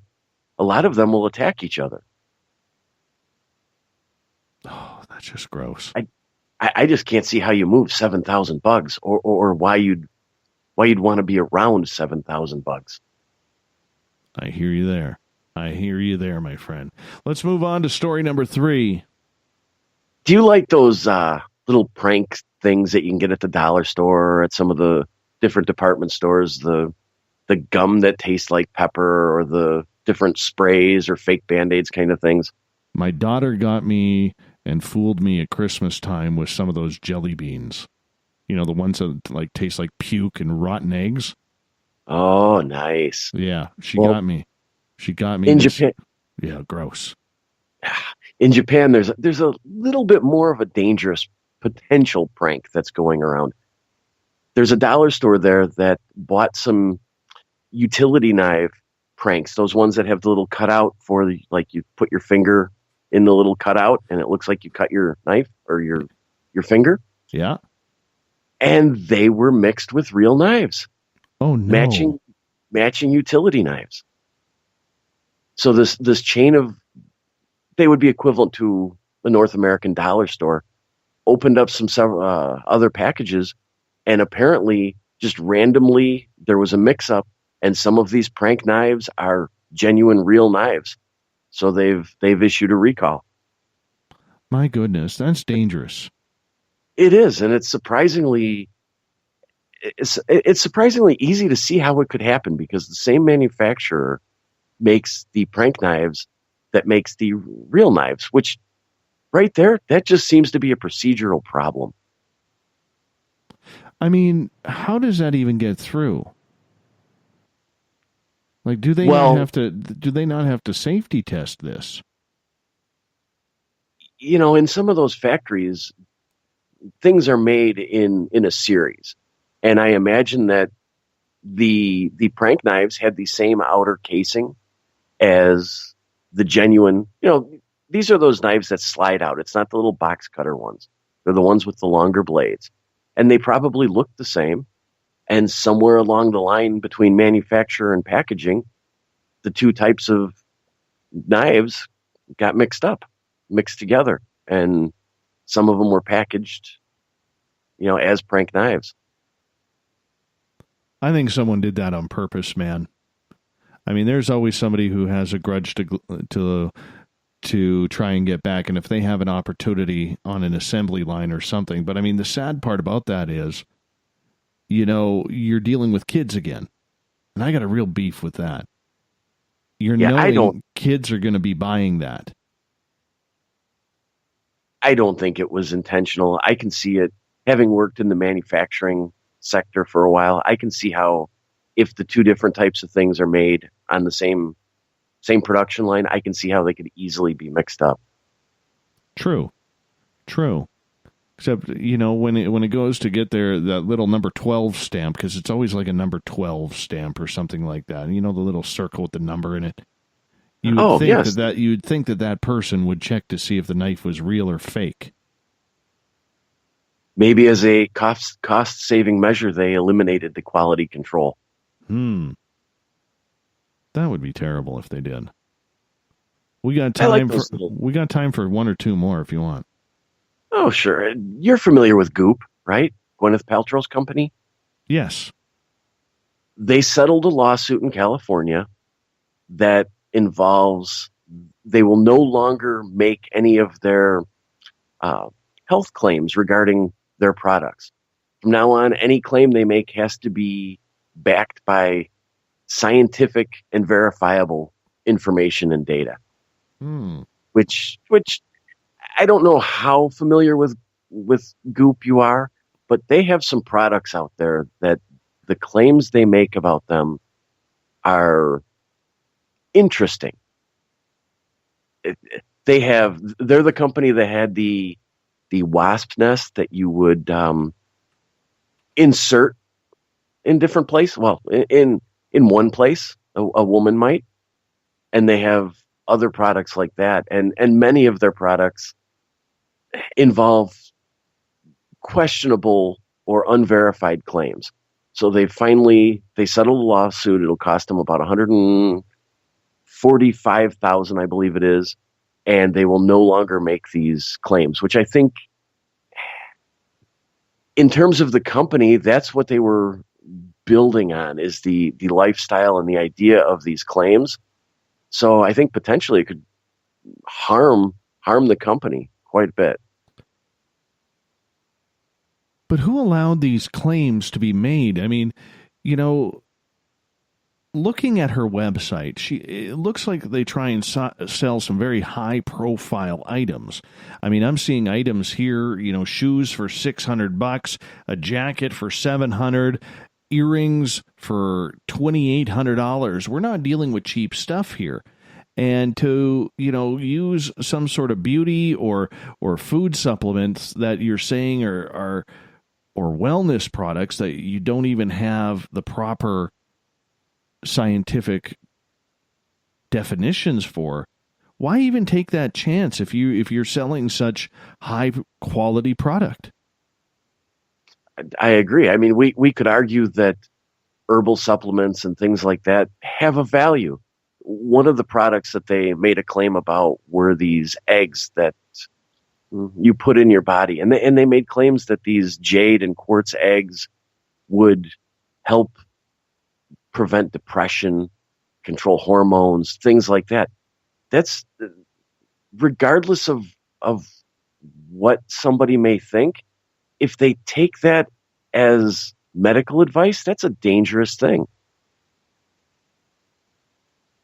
Yeah, and this is where, on a smaller scale, companies like this, and we see it all the time.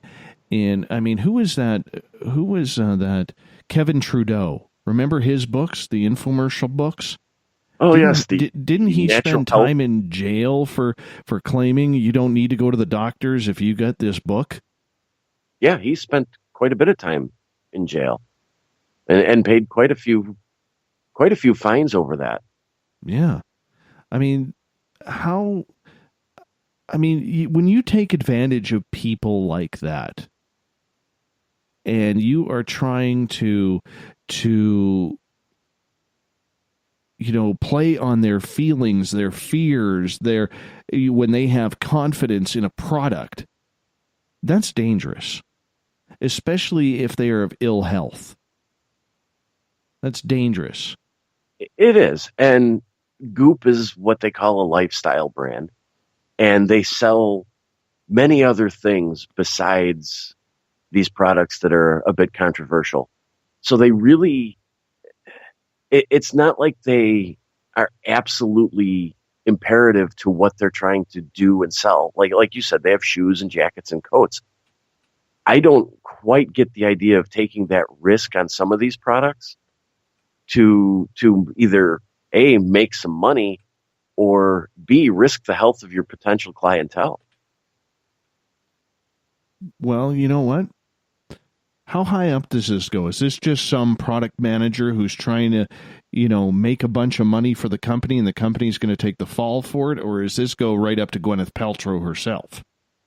This goes right up to Gwyneth Paltrow. She's made some interesting statements in the past few years about her products. And I think she, in a way, genuinely believes what she says and what the products are stated to do.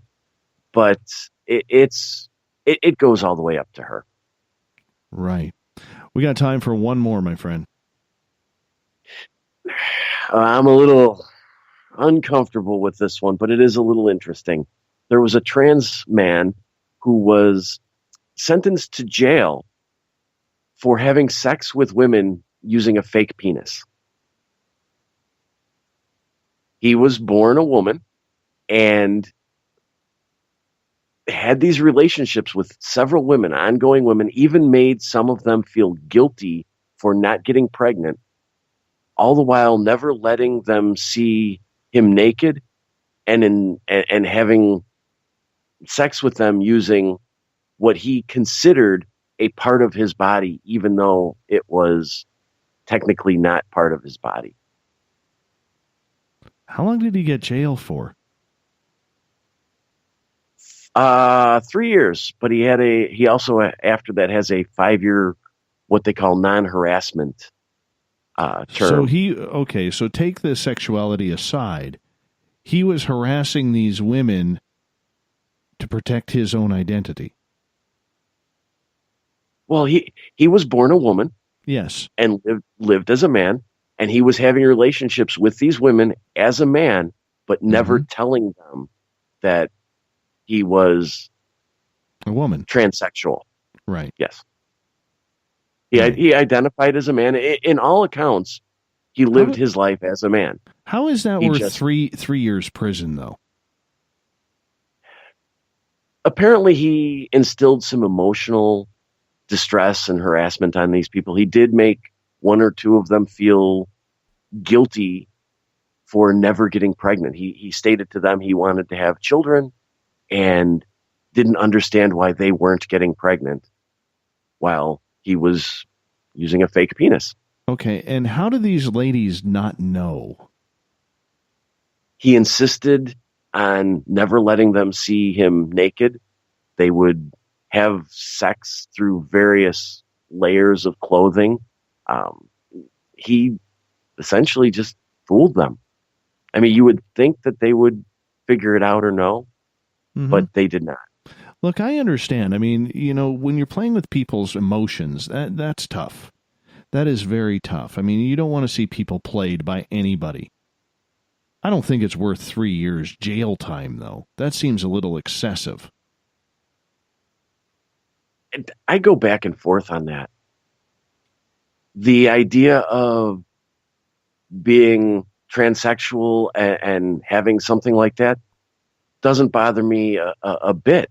The idea of convincing somebody that you are somebody you're not in an effort to have a sexual relationship with them, to me, that does warrant some time. Well, we got to get to the thought of the day because we are running a little bit late here. But that's a great debate, a great debatable question there. I think you got too much time. Let's go to the thought of the day.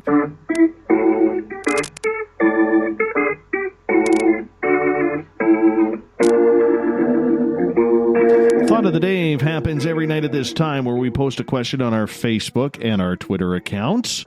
And then we read your responses on the air because we love audience participation around here. How would you react if you came face-to-face with an ET? That is today's question. Let's rip through a few of these. Kat says, it would depend on the encounter. If it was not hostile, I would like to think that I would be very excited and want to communicate. Tim is like, great with them, or great. What's up? What's happening? Chris, that's a hard question. Depends on if there is one or many. You could run, but they may have controlling powers or weapons that you cannot escape. Natasha states, I would tell them that Dave Scott, I think she included me on that, has what they are looking for and go to his house. Wow. Carl, where are you? Jeffrey, with the galactic greeting for humanoids, some will remember it and some will not. But the telepathic question comes, welcome, what brings you here? Gregory states, I think most people would be in a state of shock. I mean, it's not every day you meet up with an alien, right? Give us a tease here, Dave. How did you react? Oh, I teased earlier in the show. You're going to have to hear the replay on this one. Christoph says, tell them I feel vindicated in my belief of UFOs. Andrew, tell them Dave Scott's their man for probing. Oh, no, he is not. I can tell you that. He is totally not. We got time for one more here. Jeff says, I would definitely show it peace and respect. Grant says, get me under hypnosis, and I'll tell you in detail. And Dale, Uncle Dale states, tell them the good news. Well, I guess I know where that's going. Mr. Thiemer, thank you so much for being on Spaced Out Radio, and I know you're going to be busy moving stories from Facebook to Twitter. I mean, to not Twitter, but to our website. Yes, I am. Perfect. We'll talk to you tomorrow night for Faux News Friday. Excellent. Big thank you to Samantha Mowat as well for coming in for the first 2.5 hours. Glad to have her back. Also, once again, if you listen to this show, I do want to end on an apology that if anybody was offended by some of the comments that Lori and Fenton made last night on the show, I do apologize. We are going to be doing a little bit of restructuring here with the way we bring in guests and vet them, so please stick with us. We are learning as we go as well, and we ask your forgiveness if we offended you in any way on any of our affiliates by a comment that she made last night. Lorian's a good person, not defending the comment. She has not defended the comment, but she is also wanting to apologize to all of you as well as I talked to her before the show. So thank you so much for giving us your listening ears. I really do appreciate that. We're going to continue to work hard for you each and every night because that's kind of what we do. Tomorrow night on the program, our Keith Andrews will be back. It's the ET Connection. Happens the first Friday of every month. Keith is excited to be back with you. We got Mr. Ron Bumblefoot THAL rocking in the background with Little Brother is Watching. Bumblefoot is the official music of Spaced Out Radio, rocking us in and out of every single show. Get your horns up for the guitar god himself. A big thank you to everybody on Spreaker, Twitter at hashtag Spaced Out Radio, the Rev Radio chat room, the Veterans Club, the SOR Space Travelers, and on Spreaker. You guys were fantastic tonight. Thanks for your participation, your questions, and helping us grow each and every night, because together, my friends, we own the night. I will talk to you in 21 hours from now. Mr. Bumblefoot, we need a favor. We need you to take us home. Have a good night, everyone. Bye-bye.